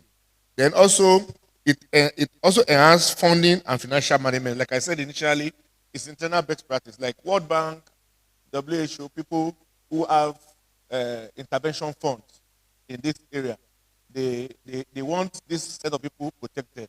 So it also qualifies us for this kind of grants and facility. So, which is basically the need for this inclusion to the WASH principal law. 5, by clearing rules, by setting clear rules for irrigation practices and land acquisition for water-related projects. The amendment mitigate conflict and enhance agricultural productivity. So this amendment now sets clear rules for our irrigation bodies and procedures as it relates to our agricultural practices within the state. These amendments reflect our collective commitment to addressing the challenges in our water sector by including these sections 108 to sections 149. You can be rest assured that the state is conforming to international best practice, and we are poised to protect the interest and the activities of the Water Users Association. Thank you, my colleagues.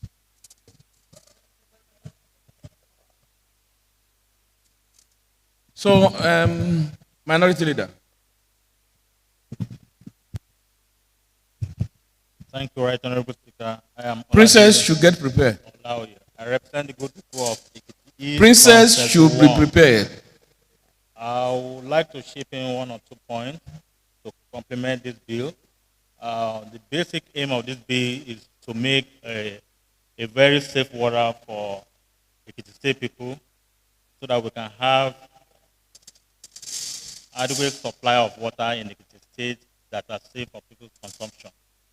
The bill also, on page 11, the bill also talk about the consequences involved in damage to pipeline, water works, and as the company has said, that no person shall willingly or negligently damage a water works, public fountain, pipeline services, or water meter. It also addressed the issue of misuse of water in our society.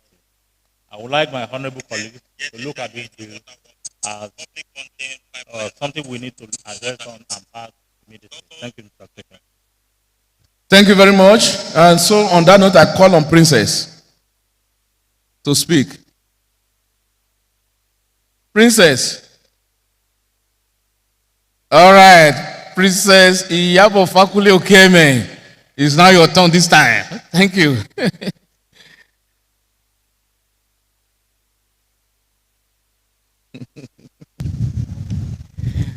Some people can read through what is in the mind, and they actually move ahead of time. So, Princess, please go ahead. The Right Honorable Speaker and distinguished members of this Honorable House, my name is Honorable Barrister Yabo Fakunle Okem, and I represent the good people of Ilejemeje constituency. I believe this bill is apt, and the amendment is very, very timely. As the saying goes, water is life, and there's the need for us in Ekiti State to ensure that we put all indices in place to ensure hygienic water provision, which translates to good health for our people. So I believe that in this honorable house, as we have been doing, I know this time around we will not shack in our responsibility to make sure that we cross all the T's and we dot all the I's to make sure that this bill fits is fit for purpose, and at the end of the day, it's ultimately for the benefit of our people. Thank you, Mr. Speaker. Says, I call on Honorable Tokpelunge.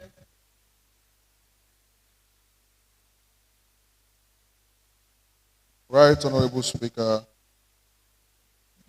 distinguished colleagues, my name is Longe Temitope Ademola. I represent the good people of Oye Constituency 1, Mr. Speaker.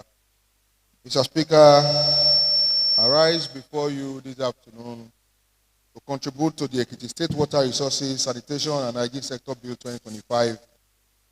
Mr. Speaker, it is very important that we contribute to this ongoing debate.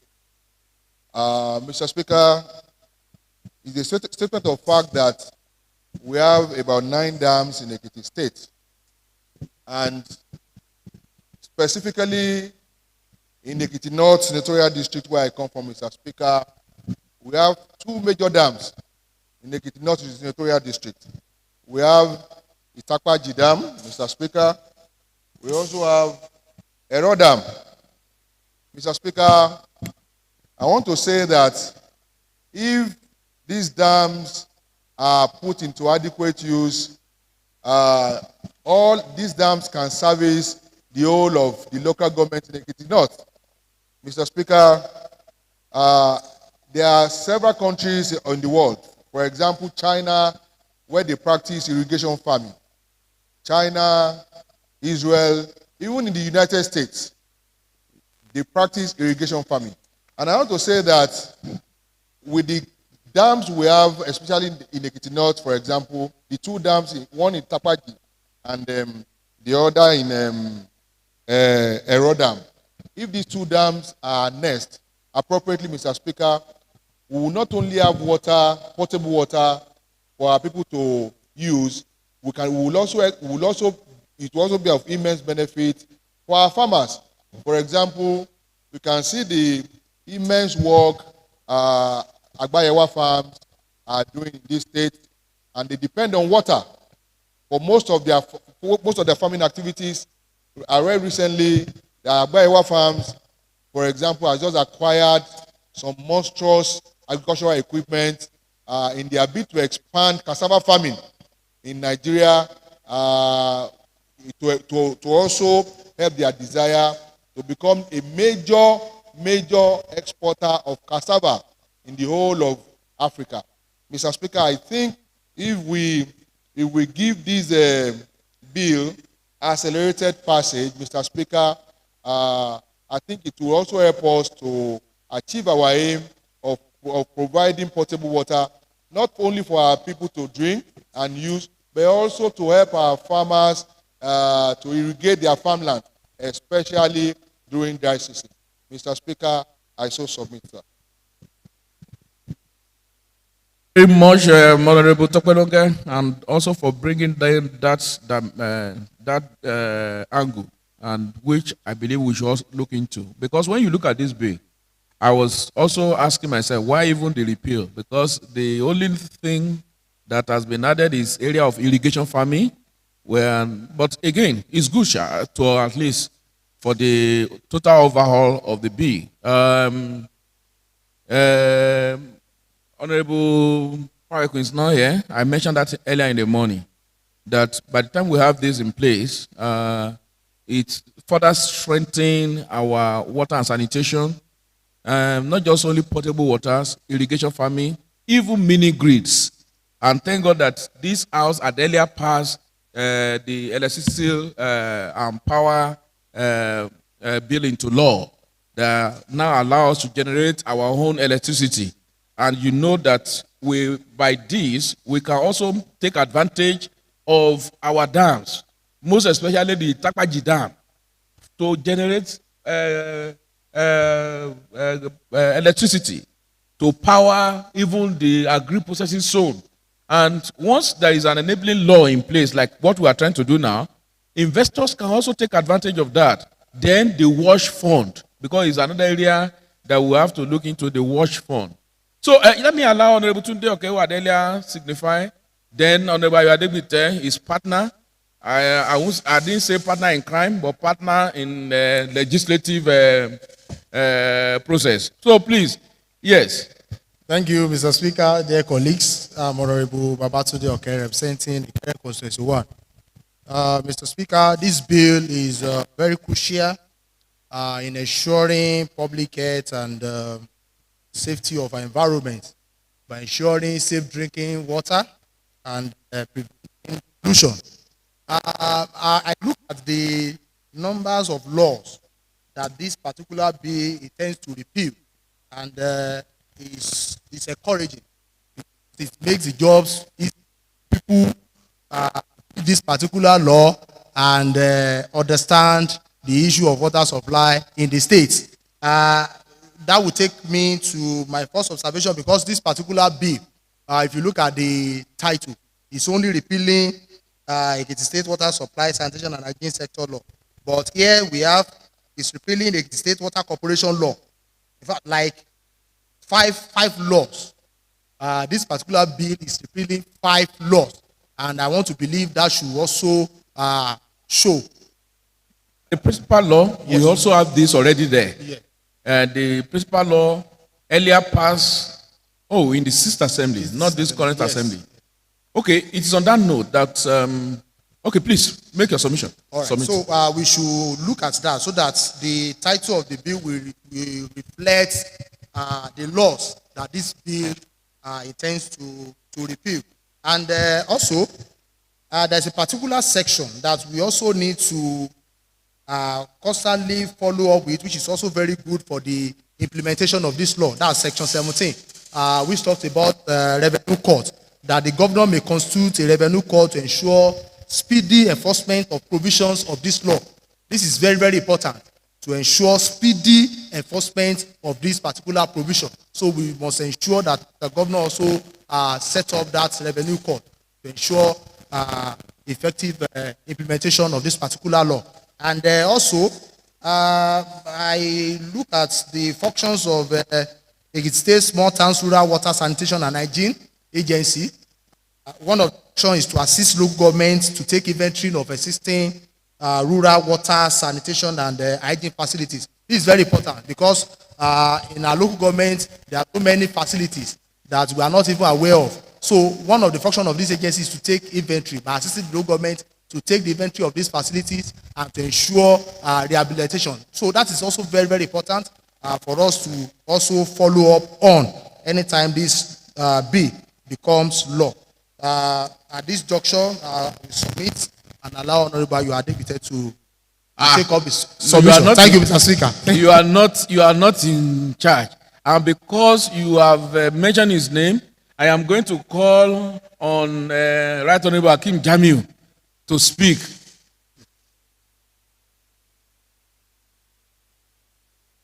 Right Honorable Speaker, I'm Right Honorable Hakeem Jamiu. I represent the group of Plenary for the Constituency 2. My observation on this bill is on page 33. Mr. Speaker, that's under local government authorities. Number. I think there's an error. After number 1, it should be number 2, but we have number 3 there. But that's not my observation. But we need to correct that. It reads that now about the qualification of the person that we had the AGA Environmental Services Department.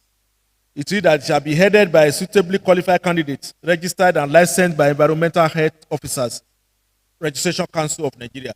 Yeah, this is in order because it's going to be a professional body. That department will be a professional department. So it is in order. Now where we now get to... Right Honorable, just 1 minute. Okay. Minority Leader and the Honorable Oluwayomi, Deputy Majority Leader, please come. Sorry, sir. Yes, go ahead, sir. Can I go ahead? Okay. Yes, sir. If you go to page 33, you now discover that page 33 of number 2, The LGA Work Department shall be headed by a director. So the argument is, why don't we have a professional like that of the environmental services department to also head the LGA Wash department, because it's also a specialized unit. So that is my first observation. It must be headed by a professional too, certified by a professional body. And I have another observation on page 11. Page 11 of this bill, which you go to number 10, under damage to pipeline, waterworks, and company assets. Mr. Speaker, from the oversight functions that we have carried out in the Committee on Infrastructure and Public Utilities, we have discovered that the major culprits of damages to water pipes are the Ministry of Works. They are the major culprits in damaging pipelines. So, how do you now impose sanctions on them? Because we have from our oversight function so far, the water company, we spoke with them, and they complain a lot that it is the contractors that works under the Ministry of Works that usually damage these pipes, these water pipes. And in most cases, since it is government to government, there is no sanction. So I hope this bill should find a way of mitigating this, and especially of sanctioning the Ministry of Works. The fine that is applicable to an individual who violates this law should be applicable to Ministry of Works. That's my submission. Thank you. Right Honorable Akim Jamiu. Right Honorable Akim Jamiu, if you recall, when this bill came also before the Sixth Assembly, this same issue came to bear. And I remember that time we said that it should be part of the, if I can recollect well, part of this law, that where there is a major road contract awarded, replacement of the damaged lines has to be part of it. And I want to believe, sir, and please go and quote me, sir, that in most of these projects, when you look at their BEME or BEME, you will know that part of the quotation for it are replacements of they are already captured in the BEME. It is now for us, particularly whichever committee that is oversighting whichever ministry or agency handling such project, to ensure that that aspect is also adhered to. Any road construction, it is there already, because it is part of what they have envisaged as if you are constructing road, you will know that you are going to pull, for example, even electricity pole. Cost of replacing it is also embedded into the contract. If you are removing pipes, cost of replacing it again is embedded in the contract. So it is now for us as house committees to ensure that there is compliance and that the job is done to specification as contained in the BEME. Or if it is ordinary building, bill of quantity, BOQ, we ensure that it is done. So to me, why we also encourage or do an advisory note to particularly Minister of Works that you have mentioned, that in case it is not embedded in their BEME or bill of what's it called, BOQ, bill of quantity, they should also incorporate that. they should always envisage those damages that will occur so that atọ́nàṣe kò ní bọ̀ràn jẹ́ at the end of the day. So that people who have been enjoying potable water will now, because of road construction, they are now also dislocated. I think it's very, very important. But the law can also cater for that. We can do that. Thank you very much. And I believe that is the last, yes, submission on this. Thank you very much. Leader of the House.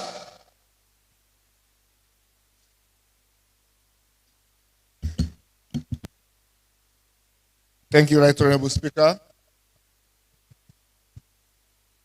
And my dear colleagues, Mr. Speaker, in reference to our other paper, the next item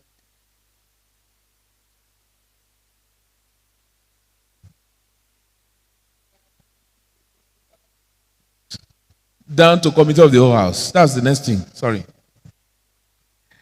Thank you very much, Leader of the House. I know you are minority, you are collaborating.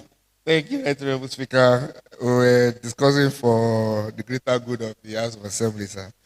Right Honorable Speaker, I would like to move the motion that this House now dissolves to Committee of the Whole House to take the Ekiti State Water Resources, Sanitation and Hygiene Sector Bill 2025. I so move. Any seconder to that? Yes. Honorable Luwayomi Ayorinde. Right, Honorable Speaker, esteemed colleagues, I would like to second the motion as moved by the majority leader that the House dissolved to Committee of the Whole to consider the sanitation bill. Thank you.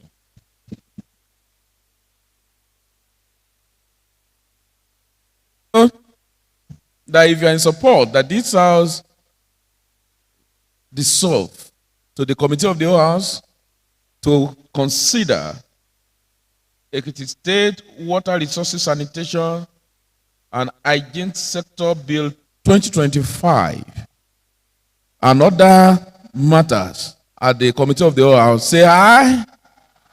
If I get say nay, the aye serve it.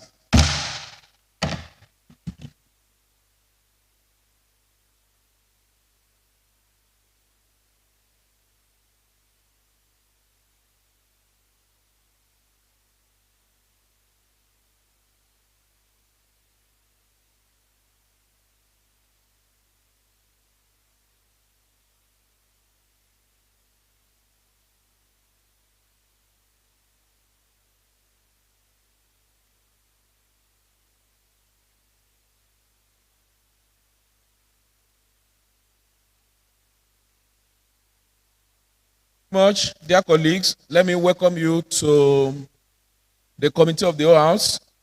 Today we have two bills.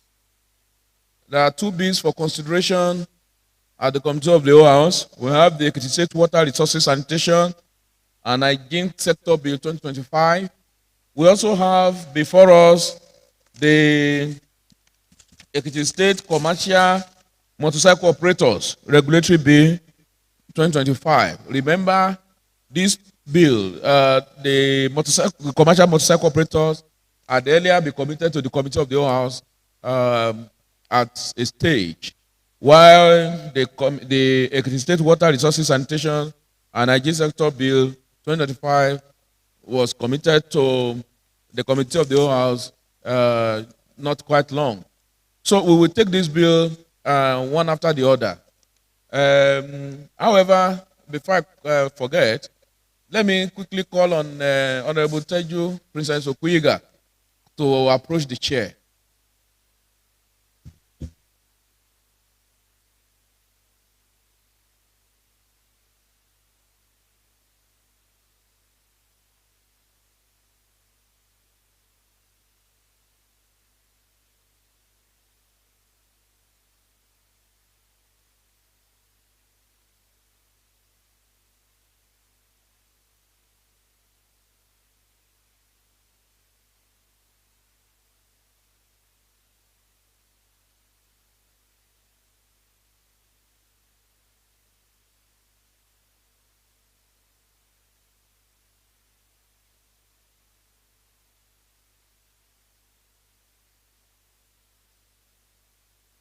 What's the matter?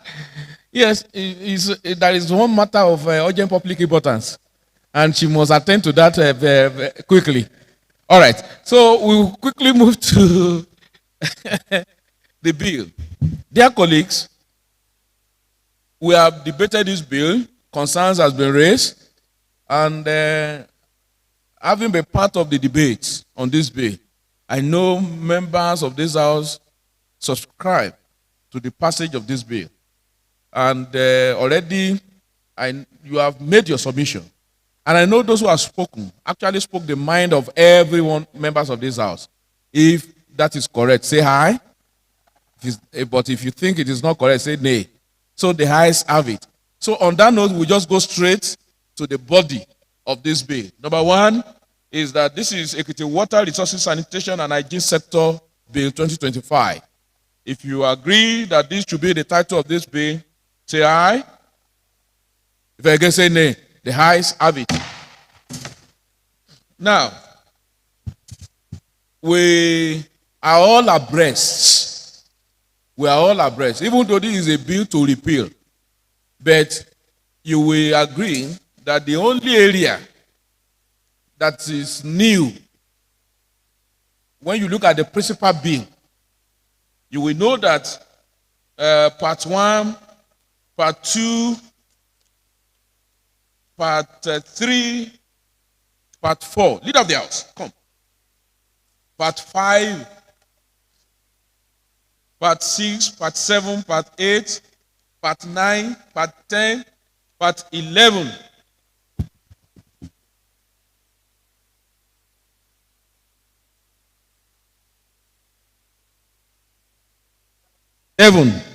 Then part 12. Then you now have a B incorporated into part 12. That now makes it 12A, then 12B. The only amendment, the only thing that is now new that makes this a new B is the B as part B of, part 12B. The B part of part 12, which is the new insertion into the original bill. And like I said, Honorable Takwe don't get captured it when he was speaking the other time. This now give rooms also for irrigation, for users, and like the leader also led. So we've already have the 1 to 12A in the principal law as passed by this house. They are not new. Nothing new has been inserted into this from 1, 2, 3, 4, unless any member has anything to amend in part 1, part 2. So I will just take it that if you still want this to remain as it is, that is part 1, that deals with that deals with the preliminary, that is the water sector institution. Part 2, that deals with supervisory ministry. Part 3, that also deals with Ekiti Water and Sewerage Company Limited. And also part 4, that deals with Ekiti State Small Towns, Rural Water, Sanitation and Hygiene Agency, Extruwasha. And also part 5, that deals with Ekiti State Water and Sanitation Regulatory Agency, WASA. And also part 6. Meanwhile, let me also make it clear again that this was a consolidation of all laws that has to do with water corporation in those days. That was done in the 6th Assembly, bringing all the laws as into one document and pass it as one document in the 6th Assembly. So we now have part 6 to be Ekiti State Water Sanitation and Hygiene Wash Steering Committee. We also have part 7, Ekiti State Integrated Water Resources Management Committee. We also have in part 8, Ekiti State Tax Group on Sanitation and Hygiene. And part 9, the local government authorities. In part 10, we have local government tax group on sanitation and hygiene. And part 11, Ekiti State Wash Fund. I am going to stop here. If you are in support that this form part of this bill, Say hi. Leader of the house. Sorry, Right Honourable Speaker, I have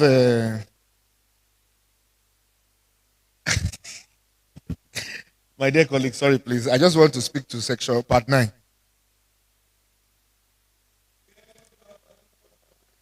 Right Honourable Speaker, if you see section 82, at local government authority, the establishment of local government environmental services department. That department is a professional department, and in a professional department, and though there's a mistake, that section sub 3 is supposed to be 2.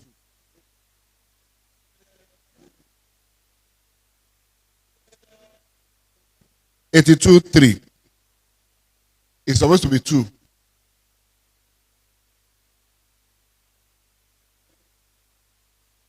So that's 82 1, 82 3. I think it's topographic.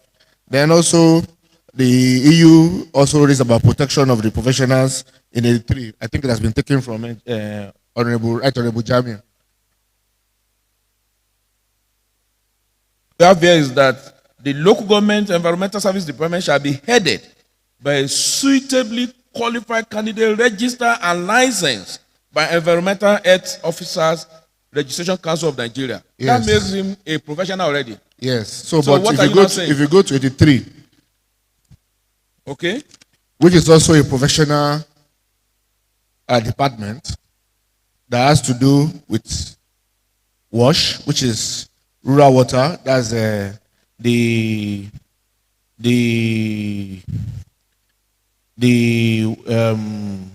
geologist, the mechanical engineer, the environmental. If you look at the 85 subsection 2, it says that the LG WASH department shall be headed by a director. Now leaving it open.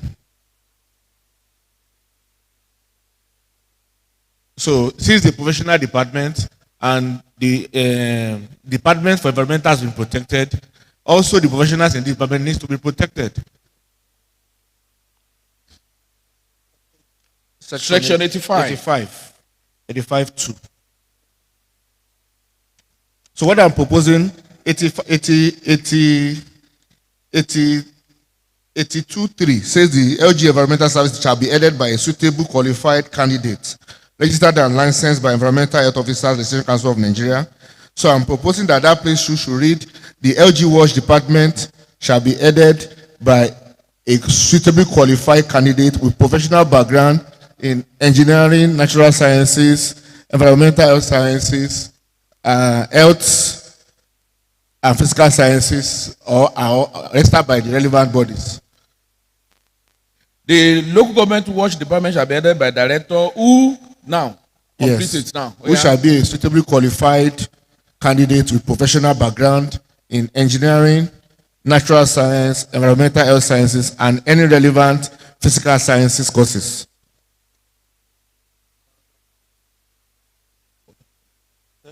Yes. Are you done? Are you done? Yes, that's mine. All right. Yes, Honorable Fayokun, what's your? Please let it be on this one first, though. Yeah. Before you move to another thing. I am Babatunde Abiodun. I represent those constituency 1. I want to comment on what the leader of the house is trying to express there. This department already exists in each local government by the virtue of the existing laws. I want us to know that. But why try? But at the local government level, do we have all these qualifications in place?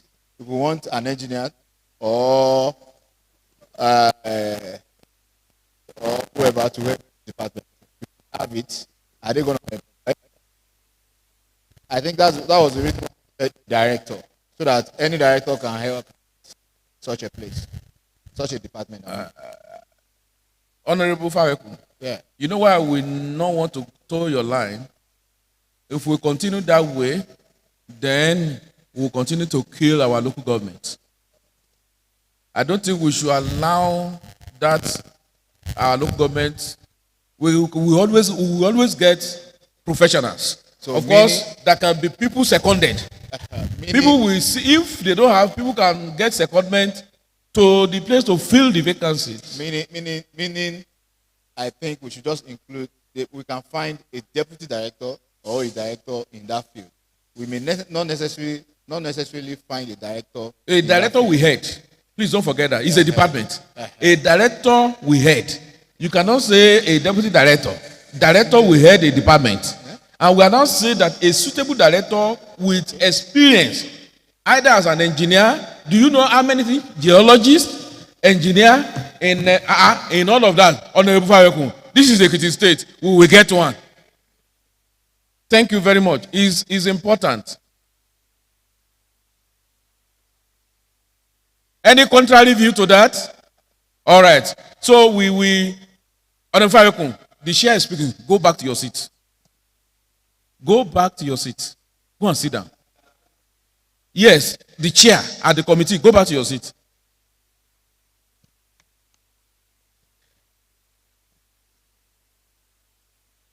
Sometimes it's good to wield your power.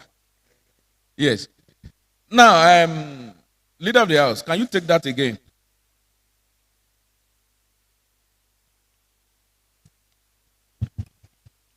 So, sir, I'm proposing that that place should be changed to the LG wash department. Shall be added. By a director. By a director. Who is suitably qualified candidate with professional background. No, that your language has spoiled it. Who what? Who is a suitably qualified candidate. Who is suitably qualified. Yeah, who is suitably qualified. With professional background in engineering, natural science, environmental health sciences, and any relevant physical sciences courses. Thank you. I think that is all encompassing. Yes. I think that is all encompassing. So if you're in support, say aye. If you're against saying the high service. So we have part 1, part 2, part 3, part 4, part 5, part 6, part 7, part 8, part 9, part 10, part 11 agreed to by the house. So let's look at part 12. Part 12 now has a leg. Part 12A is already in the law, and I'm not sure we have anything because part 12A was in the principal law as passed by this house. So part 12B is the new insertion to the bill. Water Consumer Association and Water Users Association, which is the heading. And part 12A is Water Consumer Association. We've already had that in the existing, the law that we are repealing. It's just we are carrying it over again. And we now have under part 12, a B, which is now the area of focus, Water Users Association. That is the area we are looking at, and I'm going to now take this one after the other, please, because this is the area of focus. Now, section 108 reads, sorry, do we agree to section 12A to be part of the bill? If you are in support, say aye. Those against say nay, the high service. Now, part 12B, section 108, which is under Water Association, was establishment and objectives of Water Users Association. There is established a Water Users Association to manage, operate, and maintain the irrigation infrastructure within its area of operation, to provide water for its members, and to collect and retain fees for the operation, maintenance, expansion, and improvement of that infrastructure. 2, under section 108, the Water Users Association shall be a body corporate with perpetual succession and a common seal with the power to acquire, hold, or dispose of property, to open a bank account, and to sue and be sued in his corporate name. 3 of section 108 says the Water Users Association shall operate on a non-profit basis Any surplus of income over expenditure shall be retained in the bank account of the association and shall not be distributed among association members. If you are in support that this section form part of this bill, say aye. If you are against, say nay. The ayes have it. Section 109 deals with the name. The name, Water User Association, shall form part of the name of every water user association established pursuant to this law.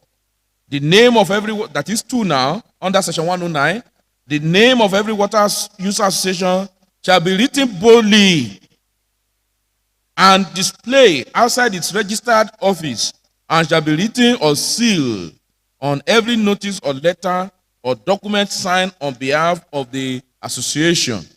If you are in support that section 109 form part of this bill, say aye. If you are against, say nay. The ayes have it.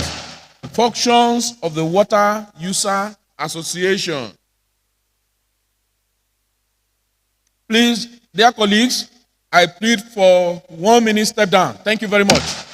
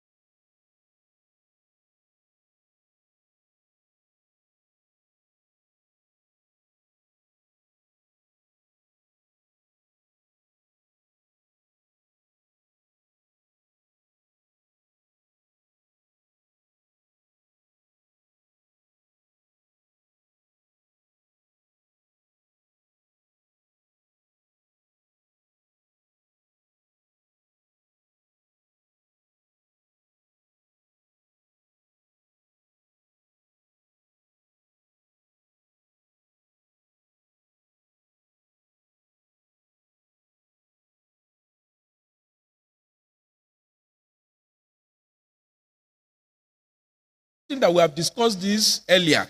We have also read all the sections. So we'll take the summary of each section. I think that's better. Yes, we have discussed this. And don't forget, this bill has been with us for over 5 or 6 months now. And you have. So I take section 110, functions of Water User Association. If you have anything against all the functions as stipulated in this law, you can let us know. But if you know, so those in support that section 110 on functions of Water User Association be form part of this law, say aye. If you're against, say nay. Yes, all of you that you are just coming in, go and greet Honorable Teju. All of you, as you are coming in, go and greet Teju. Teju, go there. Longe, be careful. Why would I say Teju Longe? All right, you are welcome. Thank you. And go to your seat. Thank you. This is the committee of the whole house, so I need more of your contributions. Now, section 111 is area of operation. Remember, we discussed the area of operation, and it was thoroughly debated earlier. But if you still have anything to say against it, let me know now. I will say, if you are in support that section 111 should form part of this law, those in favor say aye. Those against say nay. The ayes have it. Then section 112 is operating principle. Remember the operating principle. I remember leader of the house there much on that. And Honorable Oluwayomi Ayonide, yes, those areas you mentioned, do you still have anything against it now? No. So if you are in support that section 112 operating principle form part of this law, say aye.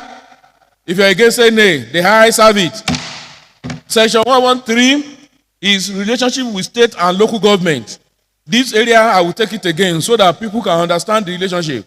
So state and local government bodies shall provide such material and other support as is reasonably practicable relating to the establishment and operation of water user associations that operate within their jurisdiction, while at all times strictly observing the independence of such associations and their political nature.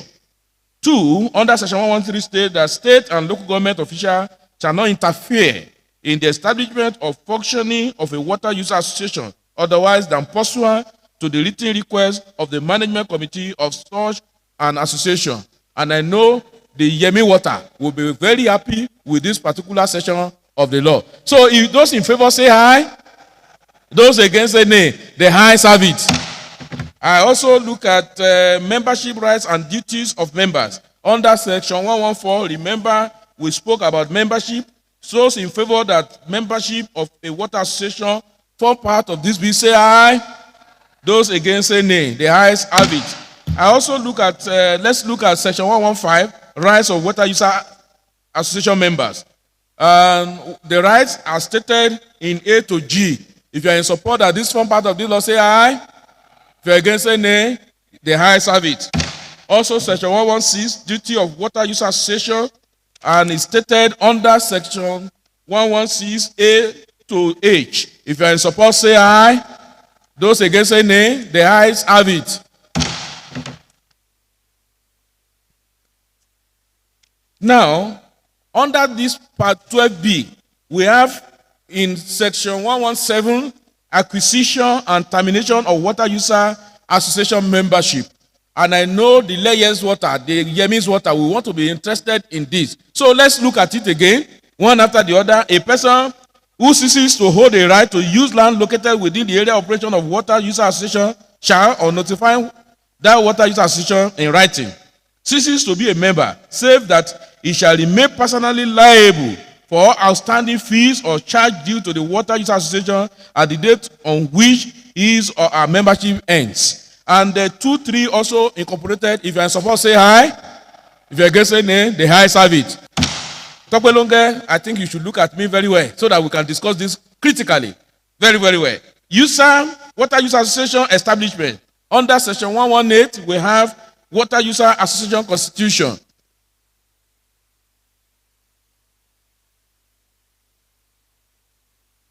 Okay.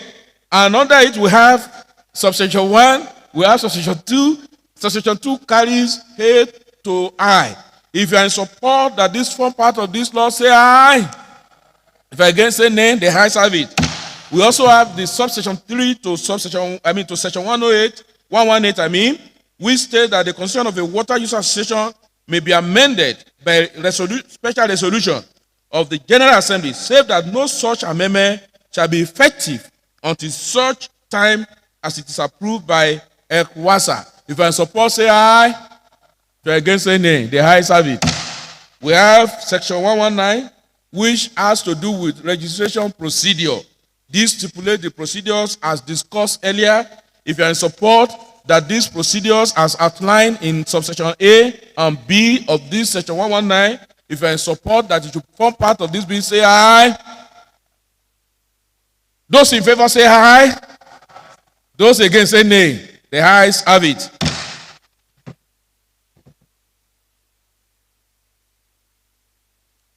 Well, section 120, voluntary registration procedure. Voluntary registration procedure as outlined under subsection 1 to subsection 7 of this bill. If you are in support that this form part of this bill, and I ask those in favor to say aye, those against say nay. The ayes have it.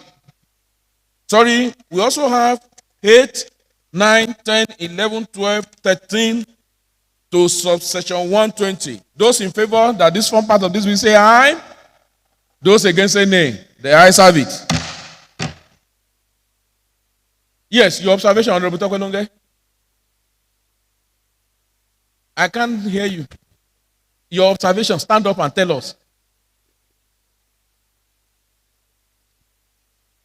Speaker.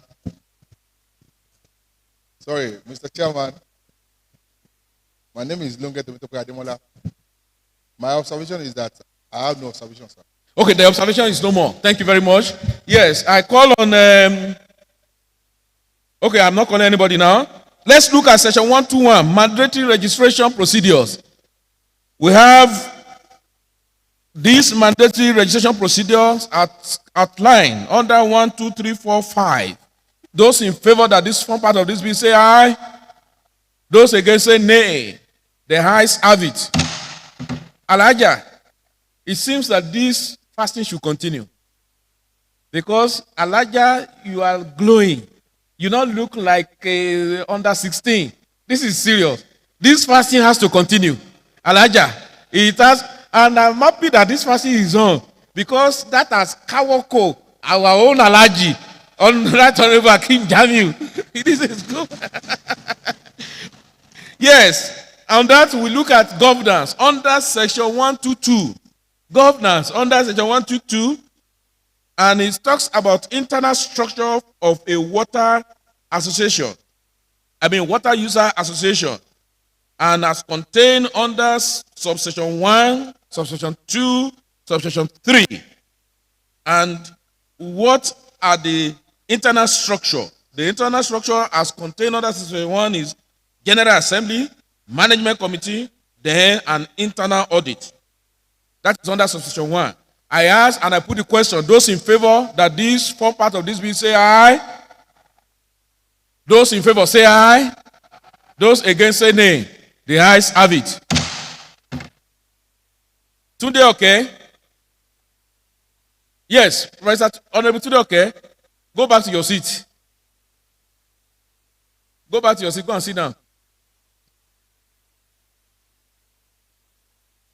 Honorable Awoniyi, the Amuludun, we have not forgotten your birthday in arrears. We will celebrate it today. In arrears. We will do it.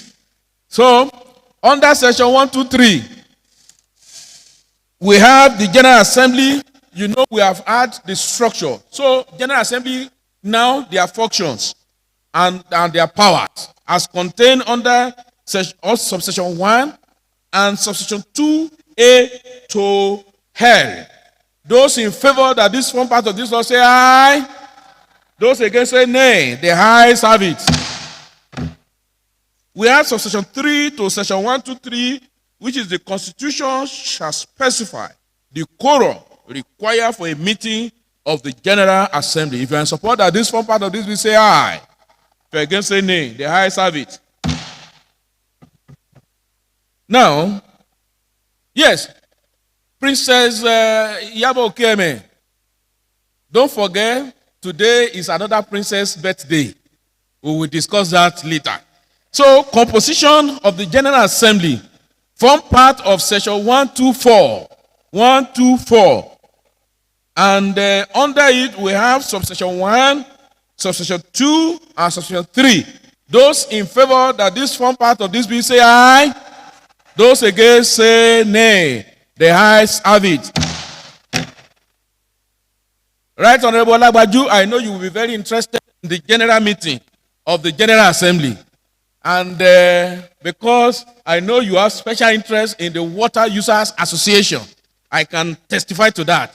So on that note, I know you have read General Assembly meetings very well, and I know you are very much interested and you don't have anything against it.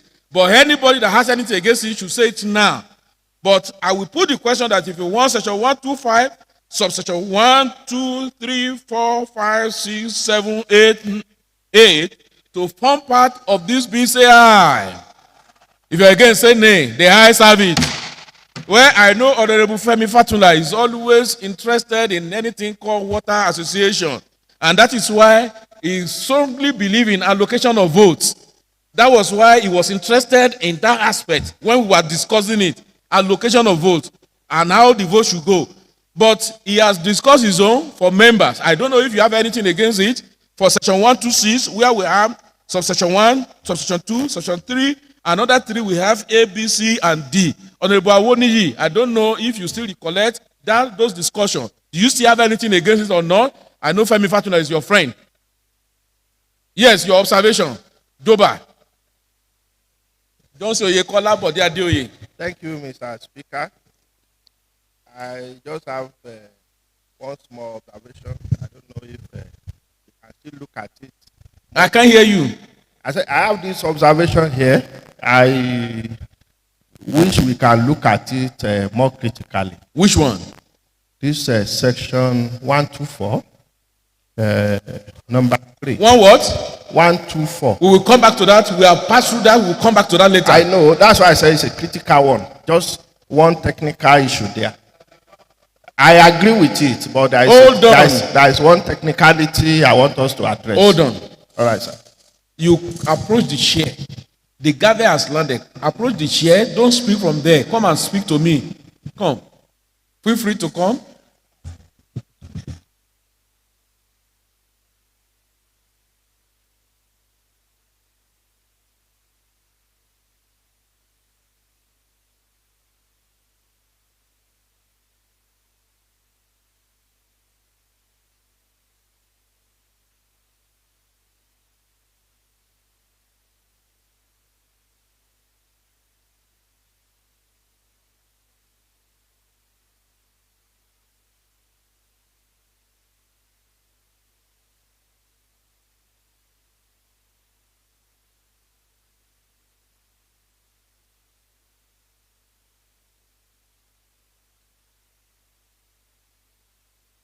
But it's also important to be on the side of caution.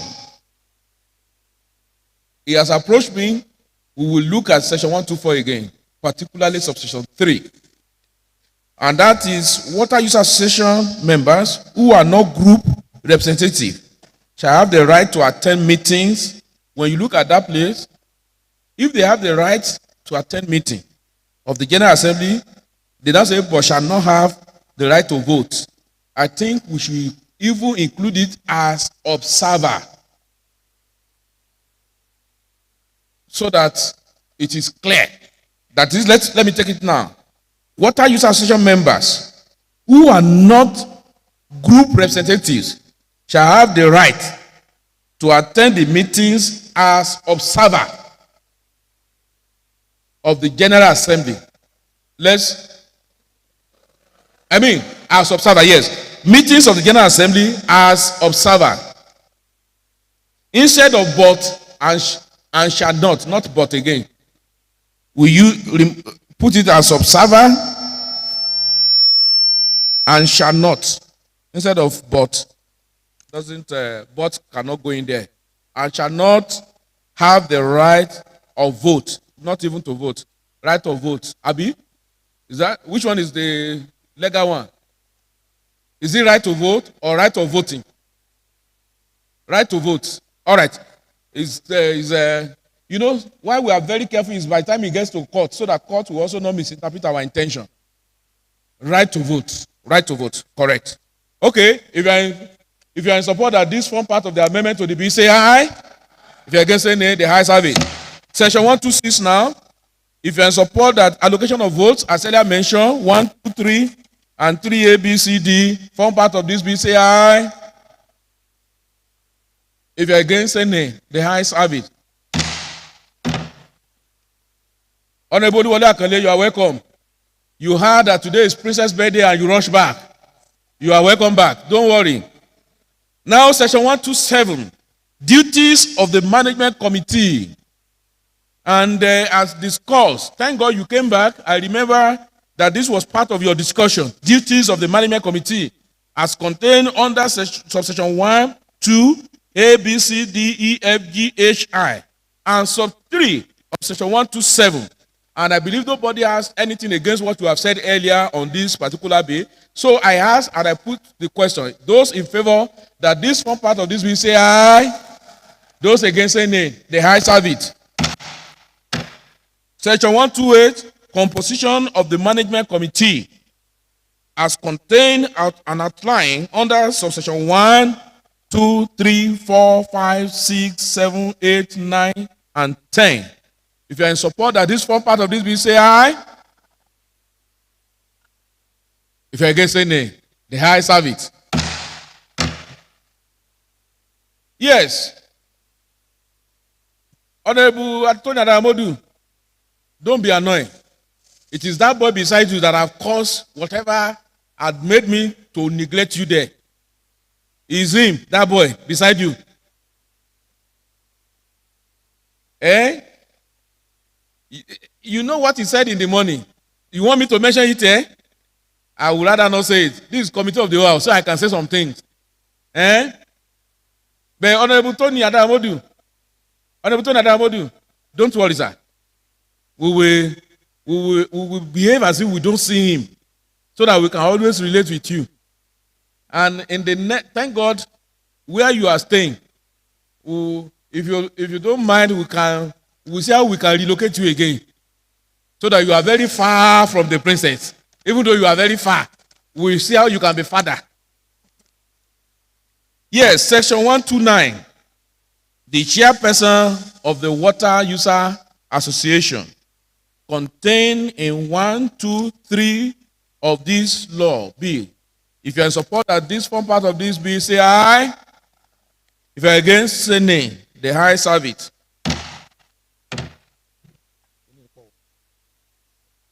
Section 130. Meetings of the Water User Association outlined under subsection 1, 2, 3, 4, 5. In support, say aye. If you are against, say nay. The ayes have it.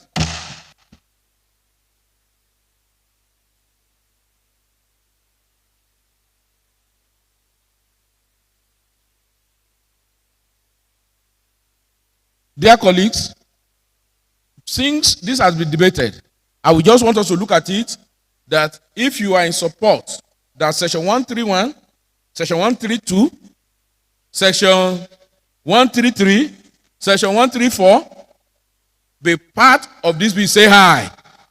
If you are against, say nay. The ayes have it. If you are in support that section 135, financial matters, that is source of income of water user association, section 136, annual membership fee, section 137, water delivery fee, section 138, records and administration, section 139, financial accounts, form part of this bill, say aye. If you are against, say nay. The ayes have it. I think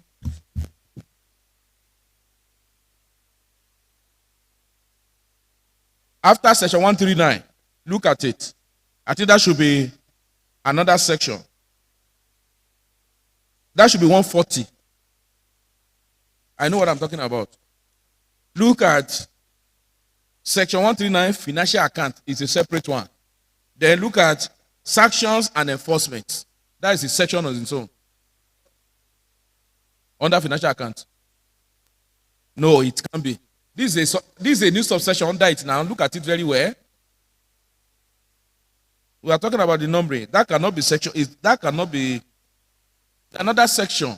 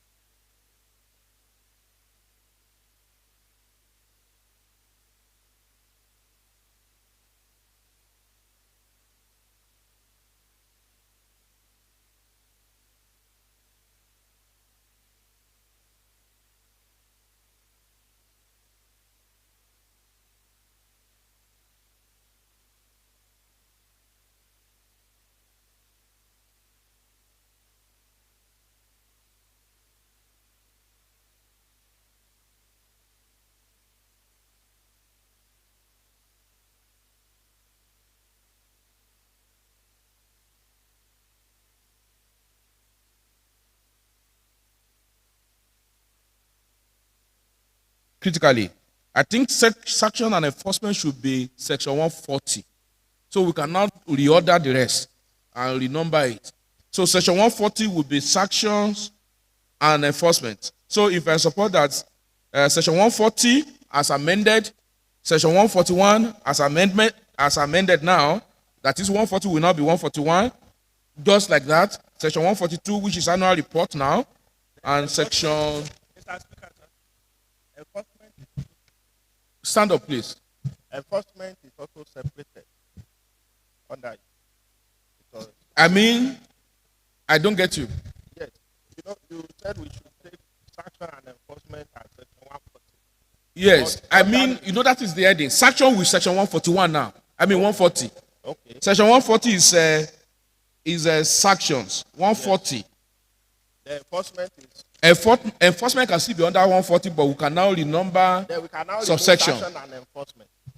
It can now be subsection 140A, 1, 2, 3, 4, section 140B, 1, 2, 3. You get it? All right. So section 140B, enforcement. Leader of the House, you now understand too? 140B, enforcement. 140A, sanctions. I think it's clear. Section 140A, sanctions. Section 140B, enforcement. Then you have 140B 1, 2, 3, 4, 5. Like that. Section 140A, 1, 2, 3. I hope that is clear.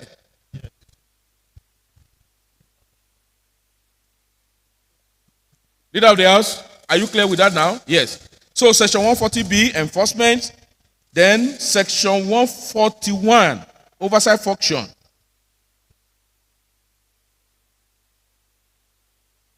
Section 142 will be annual report. Section 143 will be legal and financial supervision. Section 144 will be approvers. Section 145 is register of water user association. Section 145, let's stop at that. If you are in support, those in favor that this form part of this law as amended, say aye. Those against, say nay. The ayes have it. Now to section 146, transfer of irrigation infrastructure, which is one of the novel issues that have come into this law, is this irrigation. So section 146 is transfer of irrigation infrastructure. Then section 147 is technical supervision. Section 148 is acquisition of lands. If you are in support that form part of this law, say aye. Bill. If you are against, say nay. The ayes have it. Now section 149, which is under part 13, Water, Sanitation and Hygiene Committee. And section 149 is establishment of Water, Sanitation and Hygiene Committee, WashComs. Section 150 is duties of WashCom. If you are in support that this form part of this law, say aye. If you are against, say nay. The ayes have it. Also under part 14, we have Water, Sanitation and Hygiene Wash Service Providers. 151. Section 151.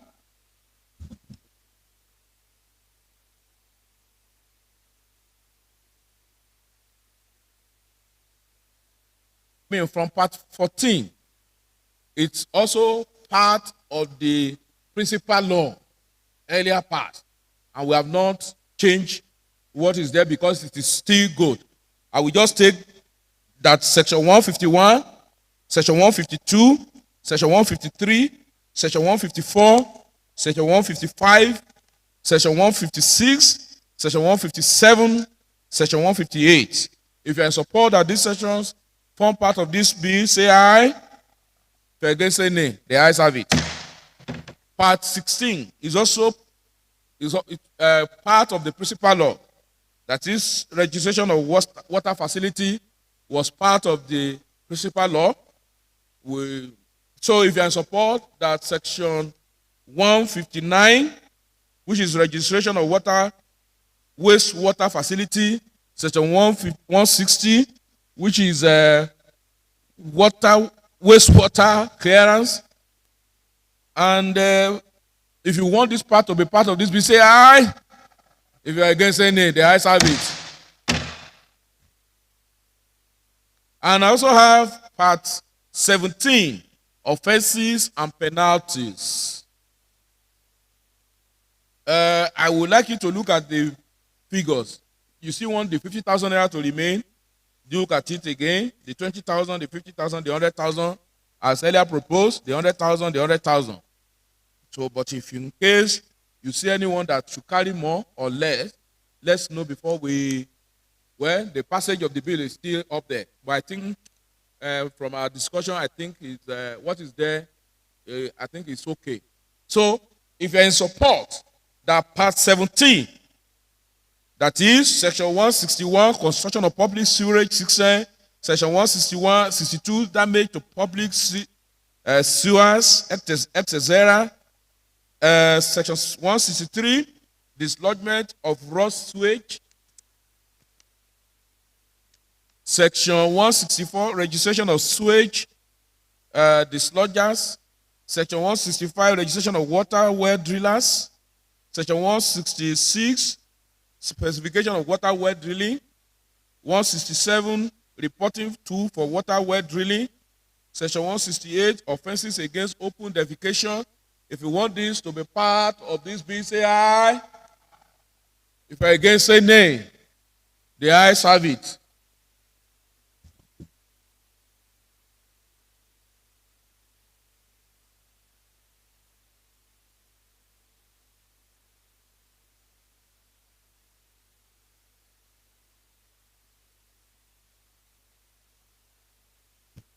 Deals with interpretations of this bill, and that is part 12. Part 12. And you have seen all the interpretation as contained, so that to ensure that there is no ambiguity and that we don't resort to golden rule or mischief rules, so that we have literary rule to this bill.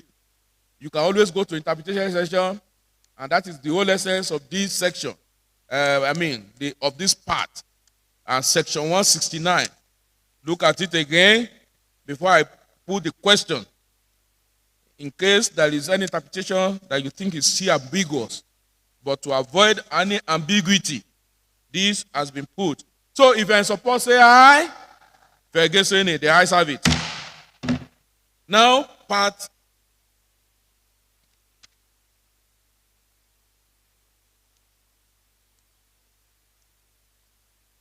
Sorry, I want to be sure. This is part 17.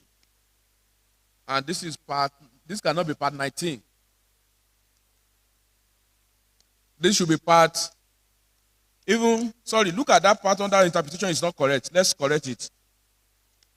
That should be part 18, Abi. Okay, so there was an error, it's part 18. Then this cannot be part 19. Part 19, which is section 170 now. Repeal laws.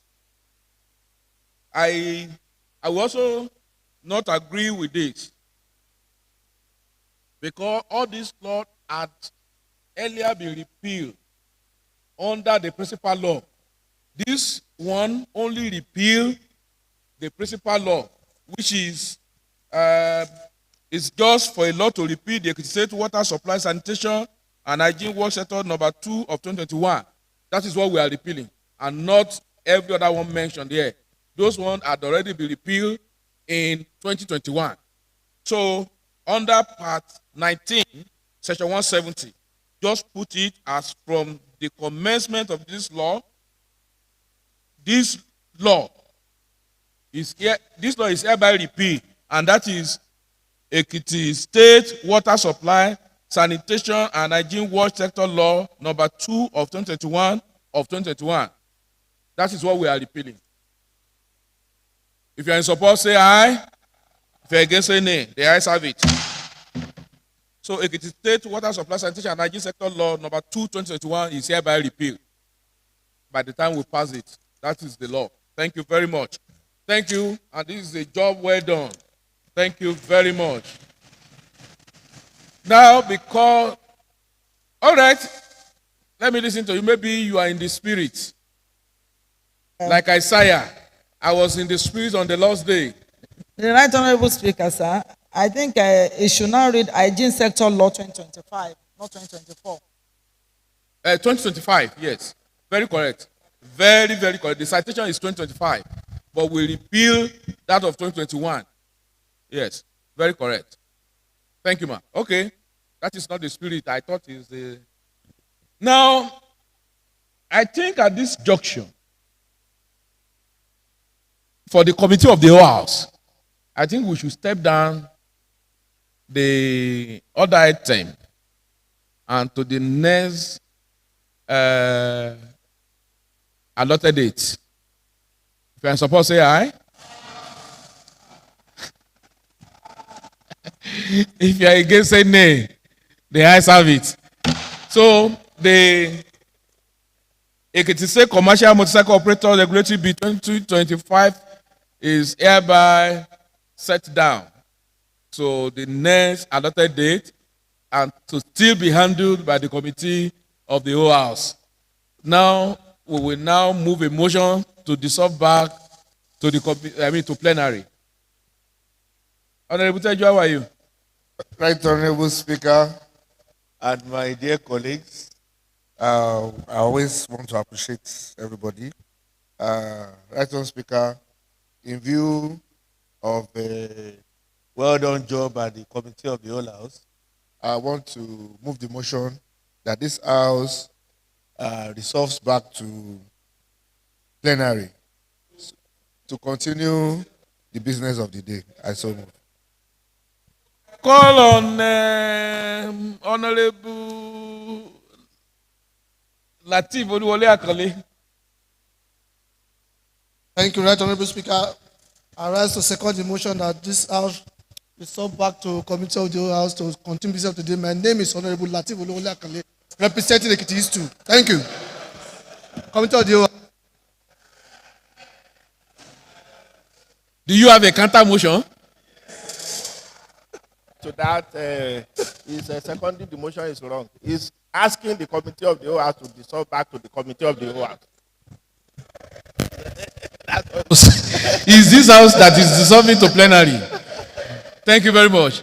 Yes. Well, those in favor that the house dissolve back to the plenary say aye, and those against say nay. The ayes have it. I mean, to continue with business of the day.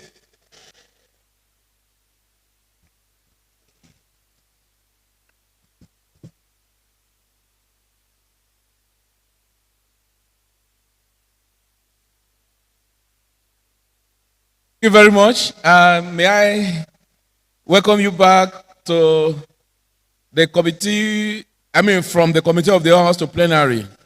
And it was a wonderful one. Yes.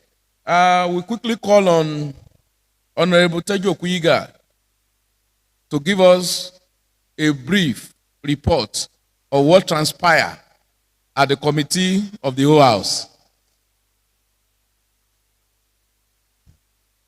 Thank you, Right Honorable Speaker. My name again is Teju Okuyiga. I represent Mwanya Yekere. Right Honorable Speaker, we are all here, my colleagues and myself. We pay very attentive attention to all that transpired before now. And I can tell you that all of us are in the same page and we are ready to move on to the next item on the other paper. Thank you, sir. All right. Well, I have seen a man who also decided to call on your PA and requested, which clothes are you wearing today? And he has decided to also wear the same color with you.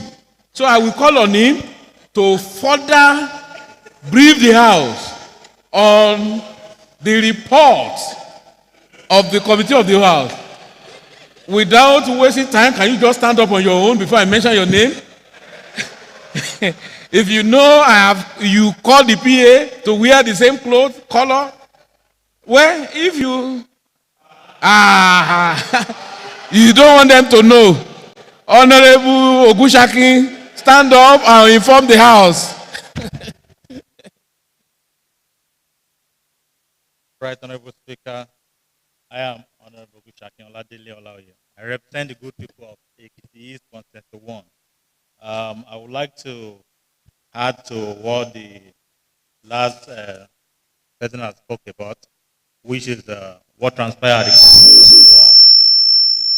There were so many amendments made from section 85. There was amendment made from section 85 to section 139. Another section 140 was also amendment to, 139 was amendment to 140, which is addressed to be sanction and enforcement. Also, on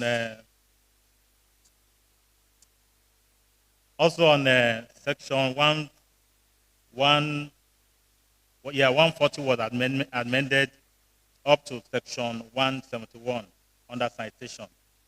And there also the amendment on the date, which was under citation from section 171 from the year 2024 to 2025. Other items on the paper was suspended by the OAS for another day. Thank you. Thank you very much. And so that note, I call on Honorable Tony Adaramodu to confirm if the report as given by Honorable Tejo Kuyiga and Honorable Olaoye Oladele Ogushakin is actually the true reflection of what transpired at the committee of the. Right, Honorable Speaker, dear colleagues, my name is Honorable Tony Kende Adaramodu. The report as given by Minority Leader is true reflection of what we'll be doing here since. Thank you, Mr. Speaker.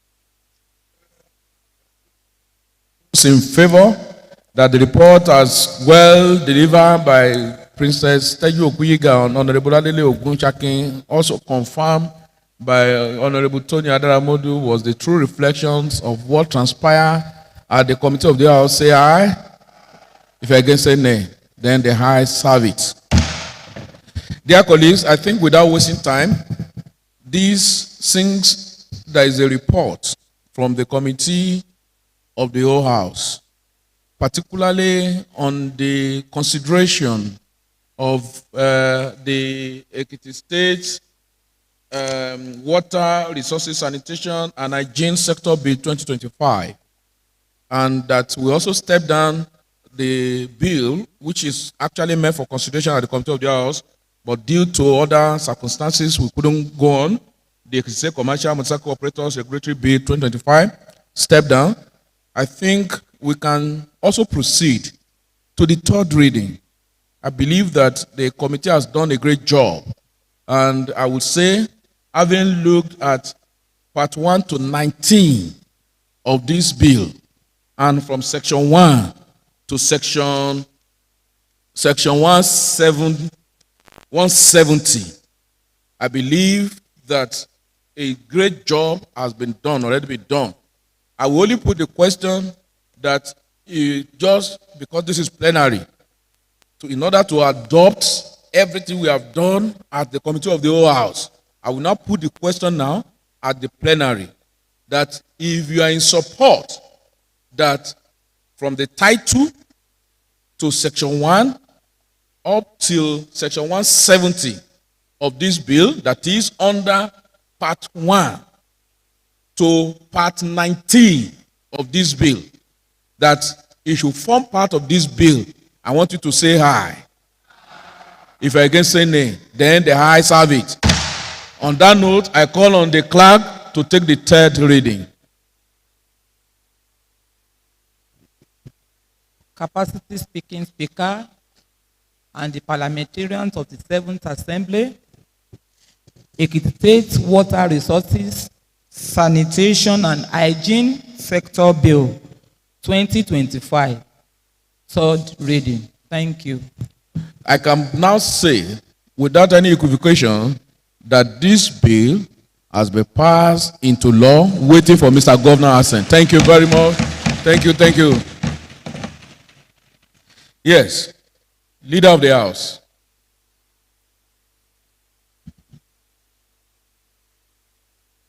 Mr. Speaker, my dear colleagues,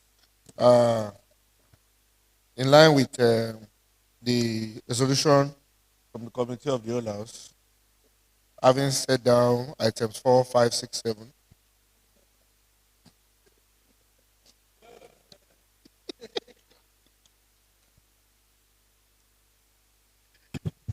Right, Honorable Speaker.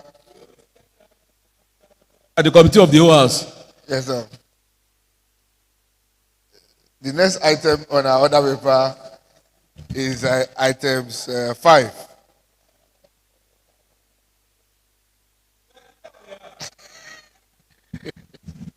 I understand you, but I don't want you to run ahead of the time. However, members, you will recall that there is executive session that will commence at 3 p.m. 3 p.m., we have to start our executive session, and it is important. And this time, no member present today is excluded from this executive session. We have to go in for the executive session immediately, right away. Even Elijah is not excluded. Neither is Right Honorable Akim Jami excluded from this executive session. It is important that members, all members, must be part of this executive session. So on that note, I will call for this standing down to the next adjourned date. Items 5, 6, 7, and 8. 8 should remain. Item 5, 6, and 7. We will still take item 8. We will take item 8. So, do I put the question? Okay, those in favor say aye. I can't hear you. Those in favor say aye. Those against say nay. The ayes have it. Now, leader of the house. Honorable Speaker, thank you, my dear colleagues. In view of our resolution to set down items 5, 6, 7, the next item is item 8. Right, Honorable Speaker, with your due approval, I would like to go ahead to move the motion for adjournment. Please go ahead. Thank you, Right Honorable Speaker. Right Honorable Speaker, having exhausted all the items of our order paper for Tuesday, 25th March 2025, and we have done the necessary and the needful, and we have also set down the orders for other plenary sittings. I will move a motion that this house adjourns synod. I so move. Yes.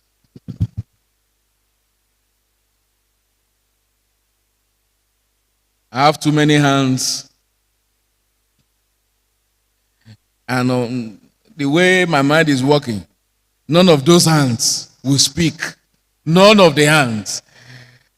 I need to also call another princess this time to second the motion. Another princess to second the motion. Another princess this time. So, Honorable Princess Barrister Iyabo Fakunle Okieme, second the motion. You will now understand why it has to be another princess later. Yes. The Right Honorable Speaker, the capacity speaker, the speaking speaker of the 7th Assembly, my distinguished colleagues, first of all, I want to salute each and every one of us for a job well done for today's plenary. And I also want to second the motion as moved by the leader of the House that this honorable House be adjourned sine die. I so second. Yes, thank you very much. I know the motion has been moved and also seconded to be sine die. However, under motion for adjournment, you will know that my biases has been towards one lady in this chamber today, Princess Teju Okuyiga. Eyitayo. That boy there doesn't know this one very well. That you are also Eyitayo. And dear colleagues, today, Princess Teju Okuyiga was given birth to some decades ago. So today is her birthday. Today, in history, she escaped the womb. And that is why we have her in our midst.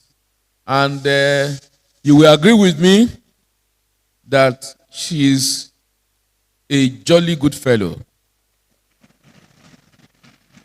And we have to celebrate her. But we will not celebrate her alone today. Because one of us also, in the course of when we were away, also celebrated his birthday. And I call him the Amuludun of the 7th Assembly. Retired but not tired. The man who himself also believed that he's entitled to be celebrated, having served meritoriously for 35 years in Ekiti State. As a matter of fact, he needs a day also. But we will not declare a day for him, but we will use today also to celebrate him. And that is Honorable Jacob Awoniyi also.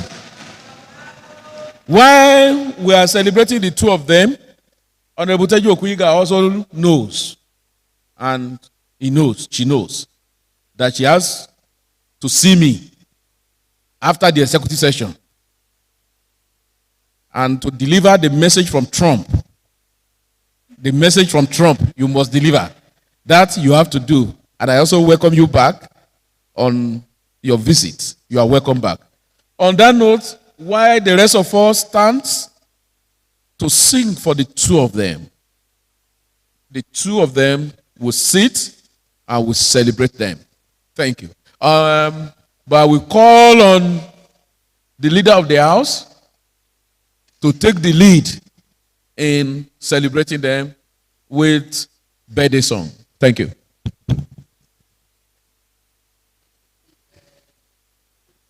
For they are jolly good fellow. For they are jolly good fellow. For they are jolly good fellow. And so say all of us. And so say all of us. Hooray! And so say all of us. Hooray!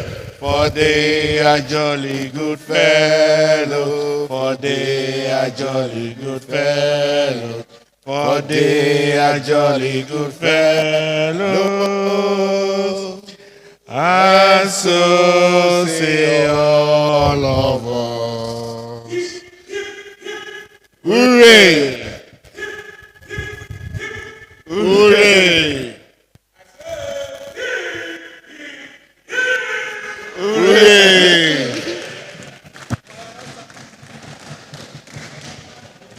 Well, this is our own way of also celebrating ourselves as members of the 7th Assembly.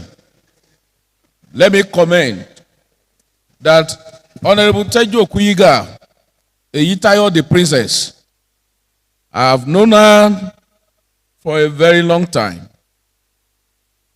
And by faith, we served together in the 6th Assembly. Not only that we served together in the 6th Assembly, we sat together, side by side. As a matter of fact, and for that boy, because I'm very much interested in you today, for that boy, before our inauguration, we've always had the opportunity to sit together, even before inauguration. And I've done in inauguration, ballot was tossed. We pick our ballots from Iloko. We sat together. Here we also pick the ballots on the floor of this house. We pick the same ballot to sit together. Yes, I must make it loud and clear that Princess Teju Okuyiga has been a very good person to work with. She will always make you happy, looks after you, and well, I don't know what your is all about. And I must say, and this one I want to say to Luigi will be the one to bear the witness that when you are in need of dollars, she can provide it. Teju Okuyiga is such an affable, amiable, and a very cerebral members of this house. And to Baba Awoniyi, that we all call Agbawo, you will never believe that this man actually served Ekiti State for 35 years and retired as a director in the Ministry of Education. And you won't ever believe that the man seated there. I think this man should stand up. Let me also see you again. I'm not saying you are Zacchaeus. I didn't say you are Zacchaeus. That man is over 60, well over 60. But he knows how to relate well. Even with the young boys among us. The young boys.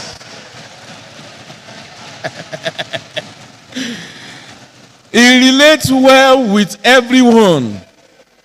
And Baba Awoniyi will make even the most, what you seems to be very heavy, very light. And make fun out of situation and make you very happy. And that is, and let me also comment that Baba Awo contributions on the floor of this house has always been very instructive, educative, and is an excellent legislature. So the two of you today, I celebrate you, and the house, entire house, celebrate you, and we say happy birthday. In closing, I won't forget what I have said. Honorable Teju Okuyiga, I know you must have made some preparation. Come and tell me the bill, because that bill is on Omotayo's. He will be the one. He will be the one to pay. And please just give me, it's going to be from the source. Your next RG will cater for it. Thank you very much.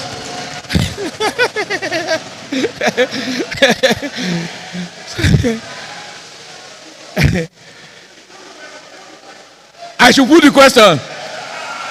Well, listen to me carefully. Listen to me carefully. The question is simple. The question is those in yes and those for yes. Say yes or yes. So the yes have it.